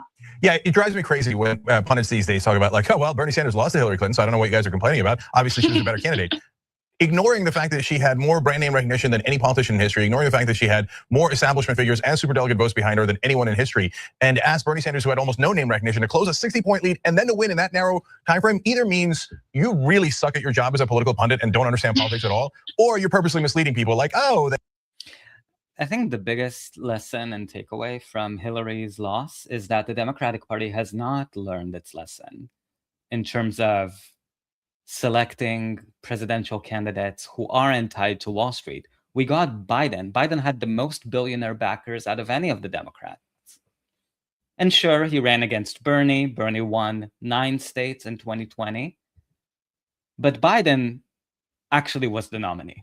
Biden was who the Democratic Party really chose. And he was just as corrupt. He was the senator from MBNA. He was just as corrupt as Hillary, if not more corrupt in certain respects. So the Democratic Party has not learned its lesson. It's going to nominate Gavin fucking Newsom. So the Democratic Party is immune to learning lessons. It's immune to change. And I think Hillary's loss sort of really exemplifies how resistant the Democratic Party really is to reform, because it's still Hillary's party. At the end of the day, she's not as much in our faces, thankfully, but she's just as influential, and it's still very much her party, more than it ever will be or was the Bernie wing, if there ever was a wing like that. From the Traveler here, Remember when people blamed Dr. Stein for Hillary losing when she didn't even bother going to the Rust Belt to campaign? I do remember that. That was so stupid. And you know what's funny?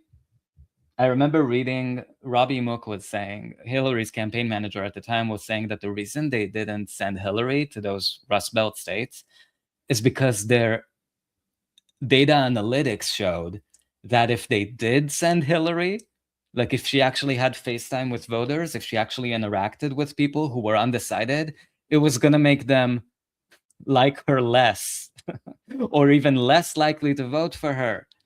Like she was that unlikable. So they made a choice, a deliberate choice to sort of say, okay, we're going to keep her out of the Rust Belt. It's not like they thought, oh, we have this in the bag. I mean, they thought that too, but the reason they didn't send her to the Rust Belt is because they knew she's a liability in person.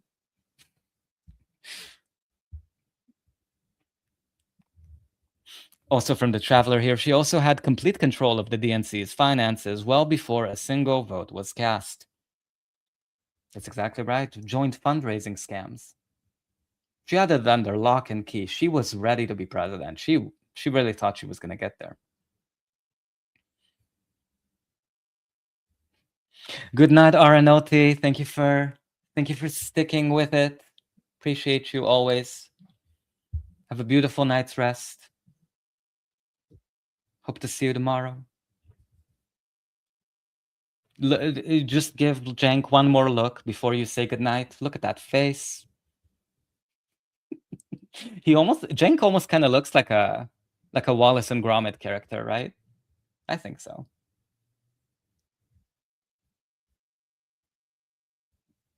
Or like a cartoon of some kind. Anyway, let's listen again. Let's listen to more of this pitch about the Democratic Party changing. They had an equal chance, 50-50. I mean, that's preposterous, right? It's preposterous. And as you know, it took the media forever to give Bernie any sort of a shot. And yeah, he came out of nowhere. I mean, you and I have been following him for a long time. You know, we were there together on Dylan Ratigan, who was a fan of Bernie Sanders when he was somebody that was definitely not a household name. But here he built a campaign on the fly from scratch and almost overcame the entire force and backing of the Democratic establishment and universal name recognition. And now you're putting the past behind us. Now he's the most popular politician in the country. So why would we not want to embrace his vision and his message? Because he actually got people excited. And the reason that he got people excited is because he touched on this central economic question. What does a dignified life, what does a middle-class life look like for the future in this country? How are we going to make sure that we're lifting everyone up in every state and not just on the coast? And you know, I love the coast, lived on the coast, but we've got to have a solution that speaks to all of America. And he touched on that. So why would we not want to learn from what he's saying and what he's done? And the other thing that I'm trying to sound the alarm about here, there's a poll out just today, essentially saying that if it happened again, Donald Trump would still beat Hillary Clinton in a rematch. That should be a wake-up call. This has been the most disastrous 100 days of any presidency ever. And still, if we did it over again, Hillary Clinton would still lose. And it really echoes the polls that we're seeing now, showing that as unpopular as Trump is, the Democratic Party is just as unpopular. Somehow, they managed to snatch defeat from the jaws of victory. So unless we change course, unless we embrace a candidate who captures the imagination of American people and an economic vision that makes sense to people and speaks to their concerns, we're on track right now to lose again to Donald Trump in 2020. Yeah, Crystal, you're exactly right. That same poll says that the Democratic Party now still significantly less popular than the Republican Party, which is astounding. And what's more astounding is that they still don't get it and they're never gonna wake up. The reason that they're that unpopular.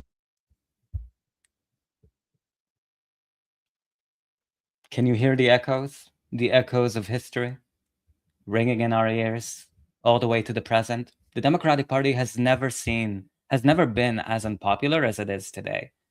And somehow that was also the case 9 years ago.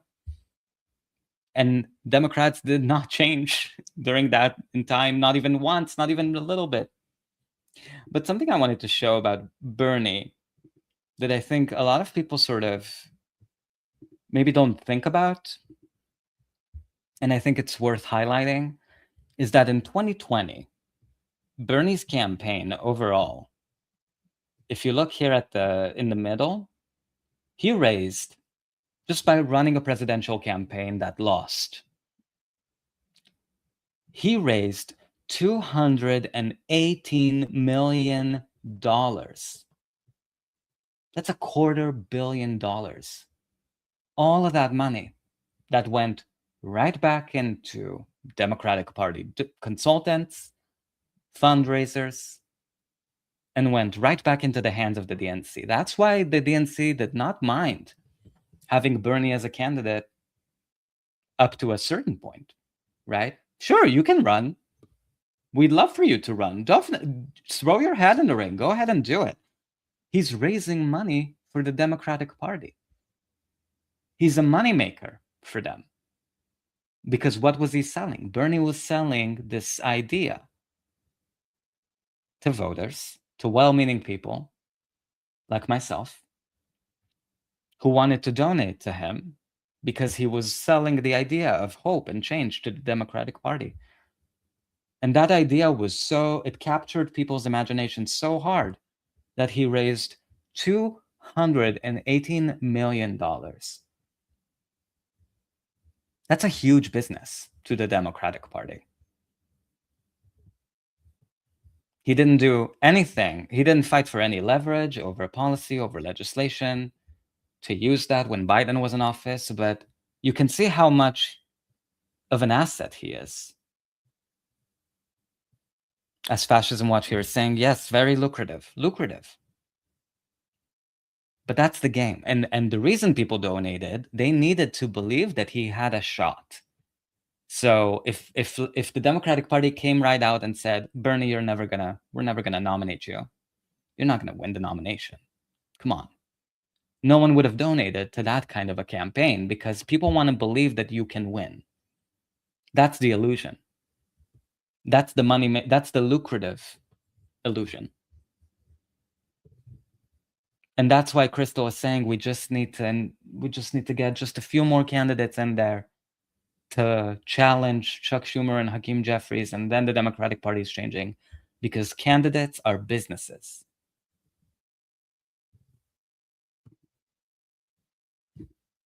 Because they have now taken on the mantle of the establishment. And people hate the establishment. So, I mean, look, it's a no-brainer. Like you said, Bernie Sanders is the most popular politician in the country. Hillary Clinton is sitting at a 35% approval rating, which is significantly lower than Donald Trump's, which is unbelievable, right? And but it's not just Democratic Party, it's the media. If you ask people on TV right now, I would guarantee you that 95 out of 100 of them would say, well, no, Hillary's wing of the party is the more pragmatic part of the Democratic Party that knows how to win, and Bernie's wing is not pragmatic and they don't know how to win, when in fact that is the most counterfactual thing you could possibly. It's always the same arguments. Literally, we're in Groundhog Day. The centrist corporatists are pragmatic. Anyone who wants change, you're a child. Fuck you. But you can donate to a few individual candidates. Good luck to you. Don't forget to sign up for a recurring monthly donation. From the Traveler here, I think they should run Amy McGrath for president. That ought to show Trump. For those of you who don't know, Amy McGrath ran against Charisma Factory Mitch McConnell for Senate twice, right? The Traveler, she ran twice, or maybe even more than that, and she lost every single fucking time. But she raised a lot of money. So in a way, it's like she won. She served her purpose to the Democratic Party. She was able to fundraise off of middle-aged people all living, well-meaning liberals living all across the country who said, I want to oust Mitch McConnell, Amy McGrath. She's a veteran. She's a hero. Let me send her a $50 check. I'm, seniors, whatever, saw her on TV and said, I want to oust Mitch McConnell. And she raised a lot of money. And she lost, but that doesn't matter because Democrats only care about how much money you raise.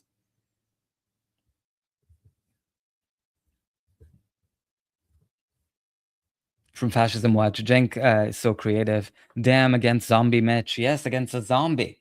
She lost to a zombie. From the Traveler here, yeah, she ran against Mitch McConnell and a House seat in Kentucky as a pro-Trump Democrat. No, you're shitting me.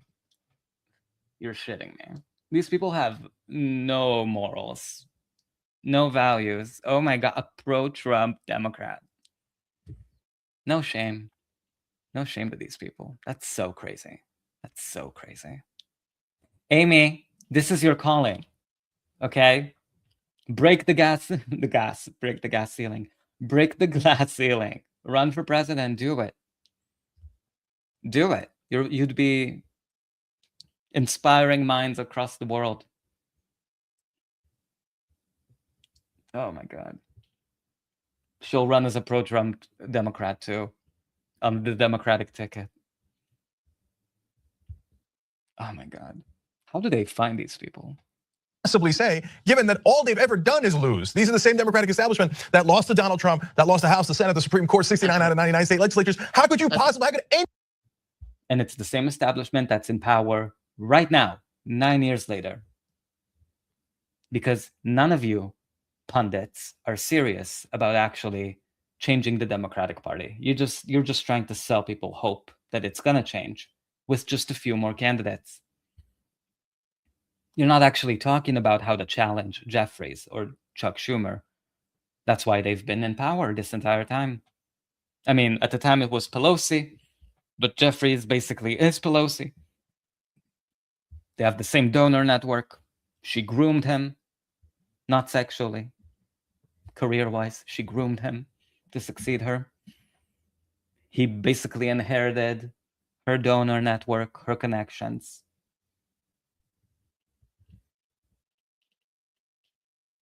People like Krystal and Cenk had an opportunity to really challenge the Democrats when they had a trifecta and really throw their weight around, and they refused because they wanted to be good little team players and play nice and not get called troublemakers in the media who hold up legislation to fight for things like a $15 minimum wage. And that was their mistake, because now they're having trouble selling the idea of progressives taking over the party, because we saw how that turned out with Biden. Anyone possibly claim that they know how to win when all they do is lose? So that gets me to my next question, which is, Okay. You were in cable news for a while. In fact, as a guest, et cetera, I guess I've been on for a longer period of time, but as a host, you were on longer at MSNBC. So what's your, and I have no idea what your take on it is. You and I have never talked about it before, so I'm very curious as to what your take of cable news was and your experience there. Well, you asked me before we went on air where I live now, and I live in Kentucky now. And part of why is because I felt like I'm from Virginia originally, and rural Virginia. And I felt like the longer I was in New York and the longer I was in DC, the less connected I was with the reality of what was going on in the country. And so I absolutely think there's a disconnect. There's a conventional wisdom. There's an assumption based on the way things happen in the past or the way that we perceive things to happen in the past that is just either was never true or certainly not the case anymore. From Kentucky, I would go back and I would be on MSNBC or CNN and talk to the folks on the panels. And a lot of these are good folks. They're earnestly trying to do their job and figure out what's going on there in the world. But no one ever thought that Donald Trump could win. And ultimately, I didn't think he was going to win either. But throughout the campaign, I could tell, being here in Kentucky, being back home in Virginia, being in Ohio, and near Youngstown, where I used to live, that there was some huge momentum on his side because he was at least speaking to people's concerns. Now, he is a snake oil salesman. He's a charlatan. He's totally betrayed everything decent that he said in the campaign. But a snake oil salesman, just like friend of the show, Ryan Gray. False. It's just false. No, it's not false. All right, Ryan, I'm letting you speak honestly, because I find that it's getting harder to challenge you on your bullshit. Touched on something, and there was simply no energy on our side, and that recognition was completely lacking from the newsroom. And the idea that Bernie Sanders could win, that recognition was never there in the newsroom. There's been a real loss of connection with what is actually going on in the country. And I still see it now, the way that we're covering the Trump presidency and this fixation with going out and finding Trump voters who are still with him, rather than looking at the way things have shifted and the way maybe attitudes have changed. Because if we look at his approval ratings, clearly there are a lot of people who are no longer with him. Where are those stories? So I think there's just a total disconnect between the realities of the country and See, Trump voters are disappointed in Trump. He betrayed his voters. It's the same story playing out now in the media about how Republican voters who voted for Trump are pissed at Trump. And the lesson Crystal is trying to draw from that, or draw to you, is that maybe those voters are at play. Maybe they're going to vote for Democrats now. Same story. What people in New York and DC are perceiving from, from green rooms and newsrooms. Yes, indeed. That is, I think, at least half of the equation. That they haven't seen the real country in so long, and the Erin Burnett on CNN, how dismissive she was of Occupy as her husband's a banker, and it's not. I'm not saying that she's a bad person. I'm not saying she's biased just because her husband's a banker. I'm saying that she lives in that same bubble, and we've been there, and it is a significant bubble, and they just can't see outside of that bubble. I think the other half of the equation is for MSNBC. They want nothing to do with progressives. I remember when you said the thing you said about Hillary Clinton, that it was considered outrageous. Isn't it? MSNBC was supposed to be a progressive network. Why would supporting Bernie Sanders or giving a warning about Hillary Clinton be outrageous? Shouldn't that be the most normal thing you ever heard on MSNBC? Well, in retrospect, it's insane, because in retrospect, it's obvious what a poor candidate she was for the moment, at least to anyone who has any kind of intellectual honesty. But yeah, at the time, it was wild. It went crazy. It went all around the internet, and people were astounded that someone would say this thing. When to me, it was so obvious based on her public perception and on her past that this was the exact opposite of what the American people want. Look, it's always going to be, MSNBC is very different from Fox in this way. Fox is a political organization. They are filled with true believers. Roger Ailes was a true believer in the conservative cause. And so you are always going to find room to push that narrative and to continue to push further and further to the right. MSNBC is not run by progressives. It's a small little chunk of now Comcast Corporation, which is this giant behemoth.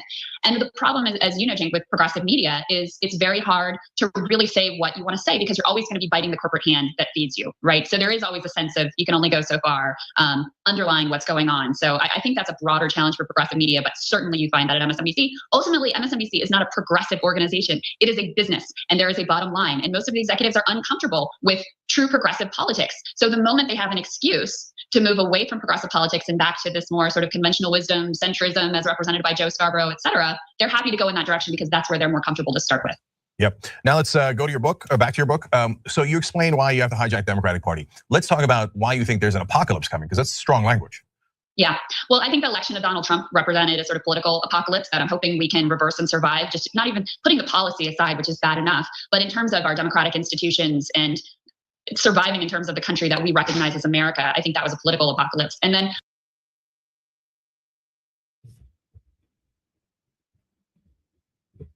can you hear the echoes to the things she said in the newer interview from a few months ago? I hope we survive this as a country. I hope we make it, and Democrats take back control and reverse all of the damage that Trump has done. You almost have to think, like, is this a script? I don't know. I'm not sure. I dig into what I call an economic apocalypse, which is, as I was just mentioning, we've gone through this massive economic shift already where the middle class has been hollowed out. The most common jobs in the country are low-wage jobs, and those jobs are in danger of being automated out of existence. So you see headlines now all the time about how Amazon is basically killing. And just to put a finer point on it, in the interview I played a little bit ago, when we time travel to a few months ago, this newer interview from 9 years later, Crystal talked about this massive change that was coming up in terms of AI. And that's the way to reign in Silicon Valley, like her friend Rokana. And this change was coming around the corner. It was going to impact workers. It's almost word for word. I don't even know if she realizes, but it's almost word for word what she's saying here about. And again, it's true. It's all true. Everything she's saying is true about, most of the newer additions to the job markets all being, or mostly being, low wage, underpaid, part-time, retail, fast food jobs, and that aren't really jobs, right? They're not sustainable. They're not stable. That was the biggest growth in the market, that there's a massive upheaval that's going to impact workers, and we need to fight against it by voting for Democrats. And yeah, the Democratic Party has a Wall Street wing, but that's why there's a fight underway in the Democratic Party, and you need to join it. See what I mean? From Fascism Watch, Cenk and TYT have a color balance problem. What does that mean? I don't even know. Color balance, is it like the grading scale? I'm not sure. I'm not technical that way, but I believe you. I think you were also you had the good pointers about AOC's makeup the other time. So I do think you're a very you're astute visual observer. I trust you. Have a color balance problem for their transmission if we compare to Crystal. Oh, interesting. Okay, so let's see if I can notice. She does have a good camera, right? She has a good camera. Also, I love her hair in this. I love it. Crystal, I love your hair in this. Let it run free. I wonder if she has curly hair naturally, like if that's the natural. Just something I'm wondering about. Beautiful, beautiful hair. Love the hair. I'm very gay. I'm not hitting on you. Just saying. Brick and mortar stores, well, retail cashier is the #1 most common job in the country. So if those stores are shuttering and people are shopping online, what is going to replace those jobs? And no one has an answer for that right now. And so I think that is really the central question that the party has to deal with. How do we approach and how do we make sure we're handling this economic apocalypse that's coming our way? And then the other piece, Cenk, that I think is really important, and I don't want to sound too kumbaya here, but we've come to this place where every election feels like an existential struggle and where we're hurling sort of epithets at people who don't agree with us. And I can tell you here in Kentucky, there are plenty of wonderful, lovely people who voted for Trump, and there are plenty of jerks who voted for Trump, and same on the other side. And I think that we've moved into this sense that we're at war with our fellow citizens and we're losing touch with our common humanity. As people who believe in progressive politics and believe in the ability of us to come together to solve big problems, step #1 there is wanting to solve the problems of our fellow human beings, our fellow citizens of this country. Because if we're hating each other, we're certainly not going to work hard to pass progressive policies that are going to lift everybody up, because we don't care about our neighbor down the street or the person in a state where we don't live that we're not connecting with. So I think that's the other piece of the apocalypse that we really have to deal with and address as people who want to come together and pass big, progressive, bold ideas that are going to move the country forward and provide a sort of economic framework that works for everyone. Totally agreed. It's not Republicans versus Democrats. It's them versus us. And you're not going to hear that often on TV because the guys with the big TV contracts oftentimes are part of that same establishment. That's why the Democratic Party is so unpopular. They have not been able to put together a message that they are with actual Americans who are struggling. It's such an amazing irony that the most popular politician in the country is a Democratic socialist, right?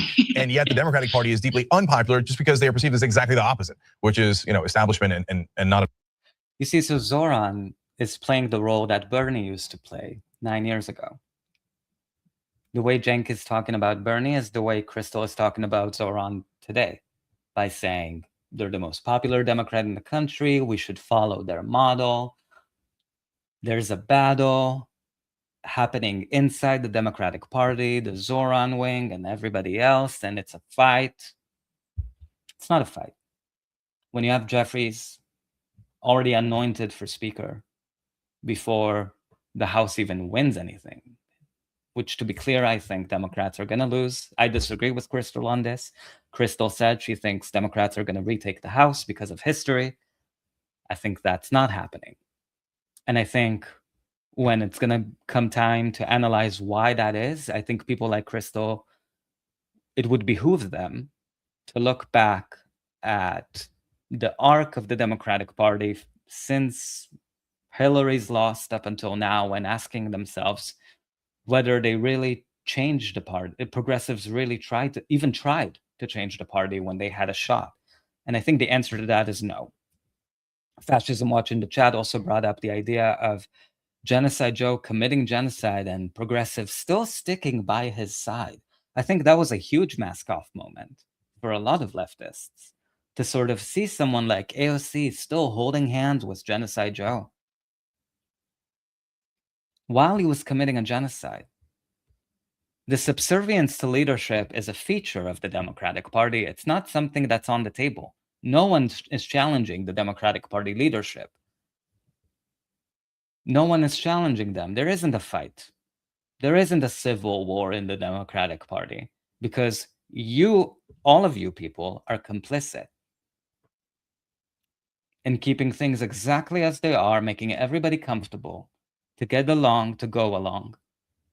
And you had a chance. That's what's heartbreaking, is that you had a chance to force the Democratic Party when Biden was still in power to at least make some concessions by asking, but nobody even asked. You were all so comfortable with Democrats doing nothing. And then you're sort of confused when Democrats lose the House, lose the Senate, lose the presidency. And then when you go back home to regroup, it's the exact same talking points. There's an economic apocalypse coming. The Democratic Party has to change. We must change. We must support Medicare for all. We must support abolishing ICE. They must, while not actually doing anything about it, except voting for more candidates, donating to Rebellion PAC. Hope and change. All populist. So we've allowed anything goes on economics. We've said if you're here with us on these certain social issues, which are important, you can do whatever you want on economics. You can be in the pocket of Wall Street, you can be in the pocket of Silicon Valley, and we don't really care. And we've got to change that. The economics have got to be front and center, because that's number one for most Americans out there. They want to be able to provide a decent living for themselves and their families. You're 100% right. That's the thing that people care most about, and that's the thing the Democrats don't want to touch because of their donors. It's the most obvious thing in the world. If TV was not so blinded by being part of that same system, any anchor worth their salt would point that out. So, Krystal, one more thing.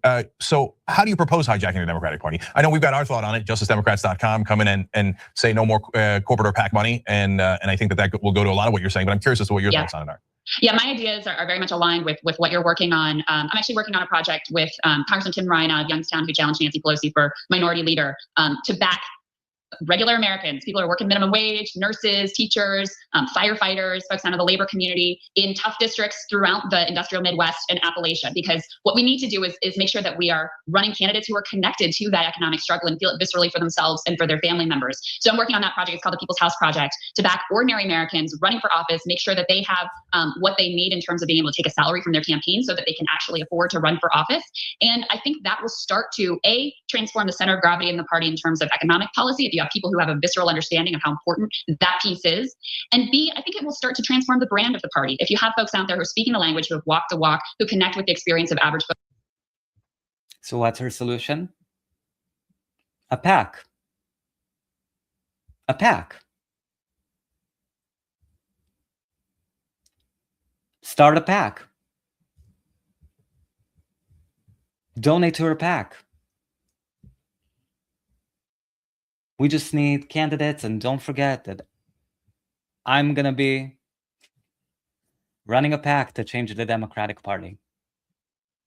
Changing the Democratic Party has become a business, a scam, a profitable scam. Just donate to our PAC, Justice Democrats or People's House Project. Just donate to our PACs. Donate to Pramila Jayapal's Medicare for All PAC. That's not fighting to put Medicare for all on the floor. Oh, no. Don't get it twisted. They're just going to do some trainings for candidates and Medicare for all infomercials. Even changing the Democratic Party has become something to sell, something that you can make money off of. Preying on people's hopes, preying on people's dreams.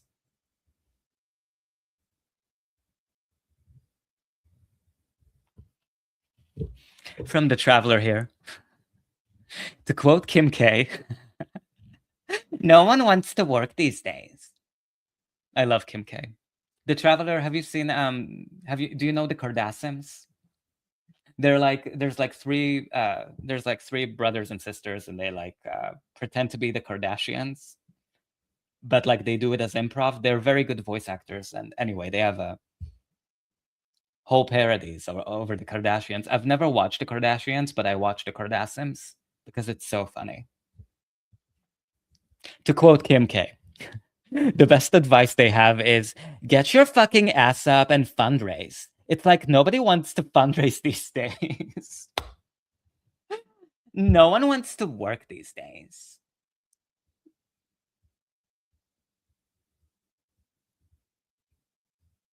Kim K. She would be, you know what? I want to see her run for president.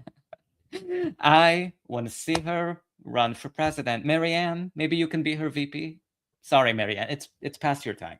I'm sorry. You're not going to be the first on the ticket. Sorry, we don't want to see that. We don't need to see that. But hey, being a fake VP is a better job anyway. You don't really have to do much. Kim K, you should do it. Run for office, Kim K. Kim K. Kim K 2028. No one wants to work these days. She will force all of us into like sweatshops, basically. Mandatory 20-hour workdays. So the Kardashians, they basically have like a story where Kim Kardashian's company is called Glow Glow Glow. And it's like a makeup company, but all of the products are super toxic and it's like killing people. It's so funny. It's so funny. Anyway, from Fascism Watch, Marianne is sleeping with binaural waves already. You're right. It is kind of late. Let's see. We only have a few minutes left, guys, to suffer through this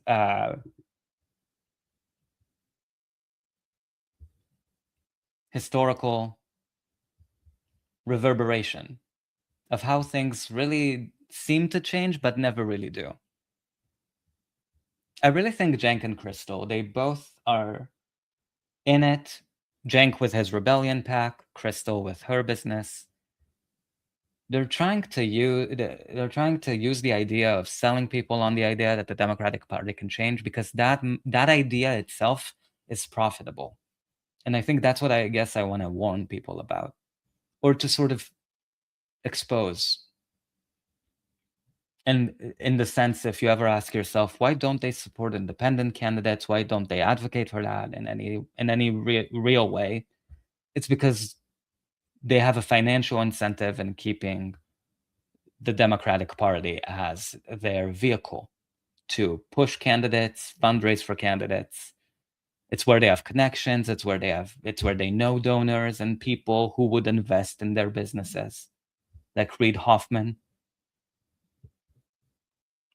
who gave Crystal $245,000 to that PAC, the People's House Project PAC.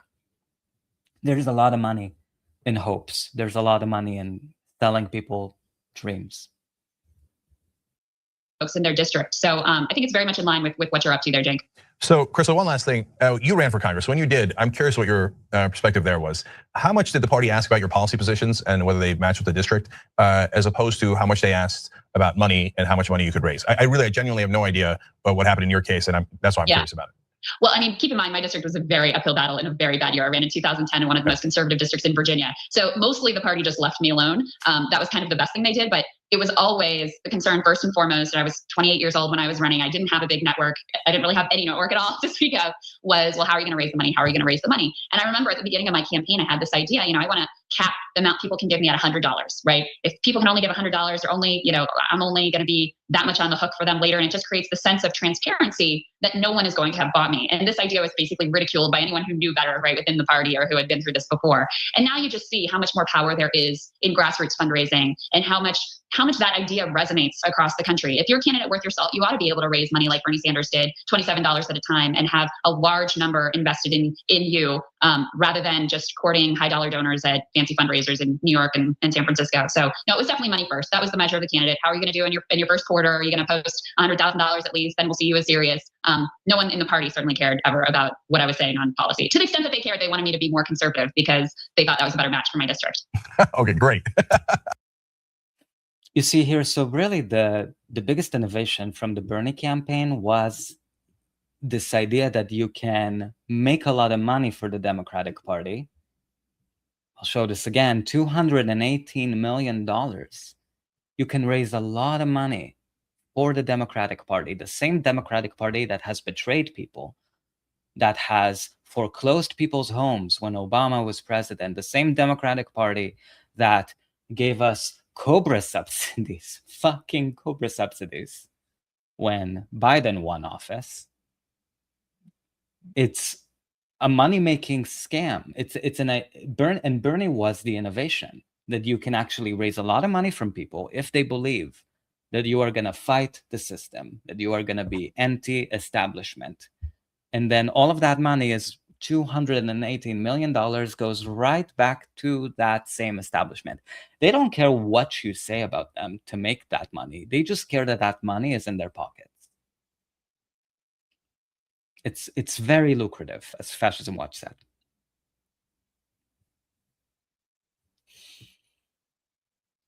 Just something to watch out for. And this is why I don't trust the Democratic Party and will continue to not.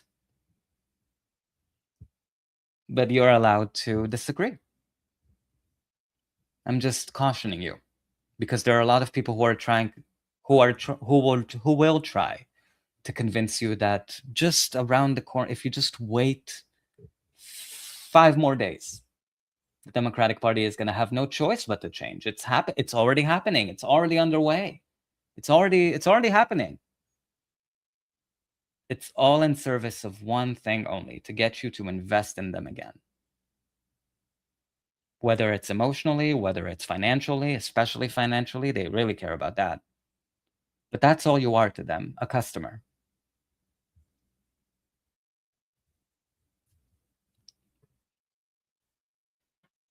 Which is why I'm here not selling you anything, except on the idea of leaving out a water bowl if you live next to wildlife. I really would like to encourage you to do that.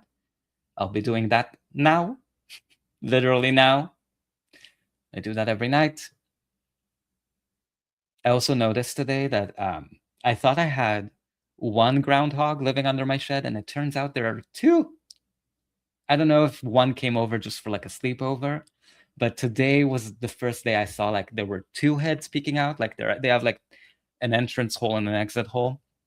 And I saw 2 heads peeping out when I came to feed them. I feed them apples and bananas. And I was like, oh my God, I need to double my food distribution. I need to feed. I need to have enough for 2. So I'm excited about that. I hope you have Fascism Watch. Do you have any good news to share in the chat? Have you had any good news today? Let's see, from Fascism Watch. When somebody pays for a comedy show or a stand-up comedian that is not funny, it is proved that people will still laugh because they paid to have fun. That's so interesting. The psychological element. Because people want to feel like they made a good investment. So even if they invested their money and lost, like let's say they invested it in Bernie Sanders. They sent him $20 to his presidential campaign, and then Bernie capitulated on every promise he ever made in terms of fighting for policies when he was the Senate Budget Chairman Committee, whatever the fuck. They still want to believe that that $20 was well spent, because the alternative is to think that they made a mistake or that they were swindled. So that's interesting to think that even if people if people paid to go to a comedy show, even if they didn't find the performer funny, they would laugh. They would still laugh because they paid to laugh, essentially. Interesting. It's almost like they're trying to bend reality to what they wish it could be, instead of living it in the way it is or recognizing it for what it is. It's a very interesting. Was it like a study, Fascism Watch, that they did? That's interesting. Thank you for that insight. Thank you for being here. Yes. Okay. Very good. Interesting. I'll check that out. Thank you, Fascism Watch. Thank you, RNLT. Thank you, The Traveler. I love you all. Sorry, I believe my cats are calling my name. It is time. Thank you for being here. Ryan, you look beautiful today. False. It's just false, false, false. It's not false. Can't even take a compliment, huh? I'll see you guys tomorrow. Thank you for bearing with me. I hope this was useful. I hope this was interesting. See you tomorrow. Same time, 9:30 Eastern. And as always, free Palestine. From the river to the sea.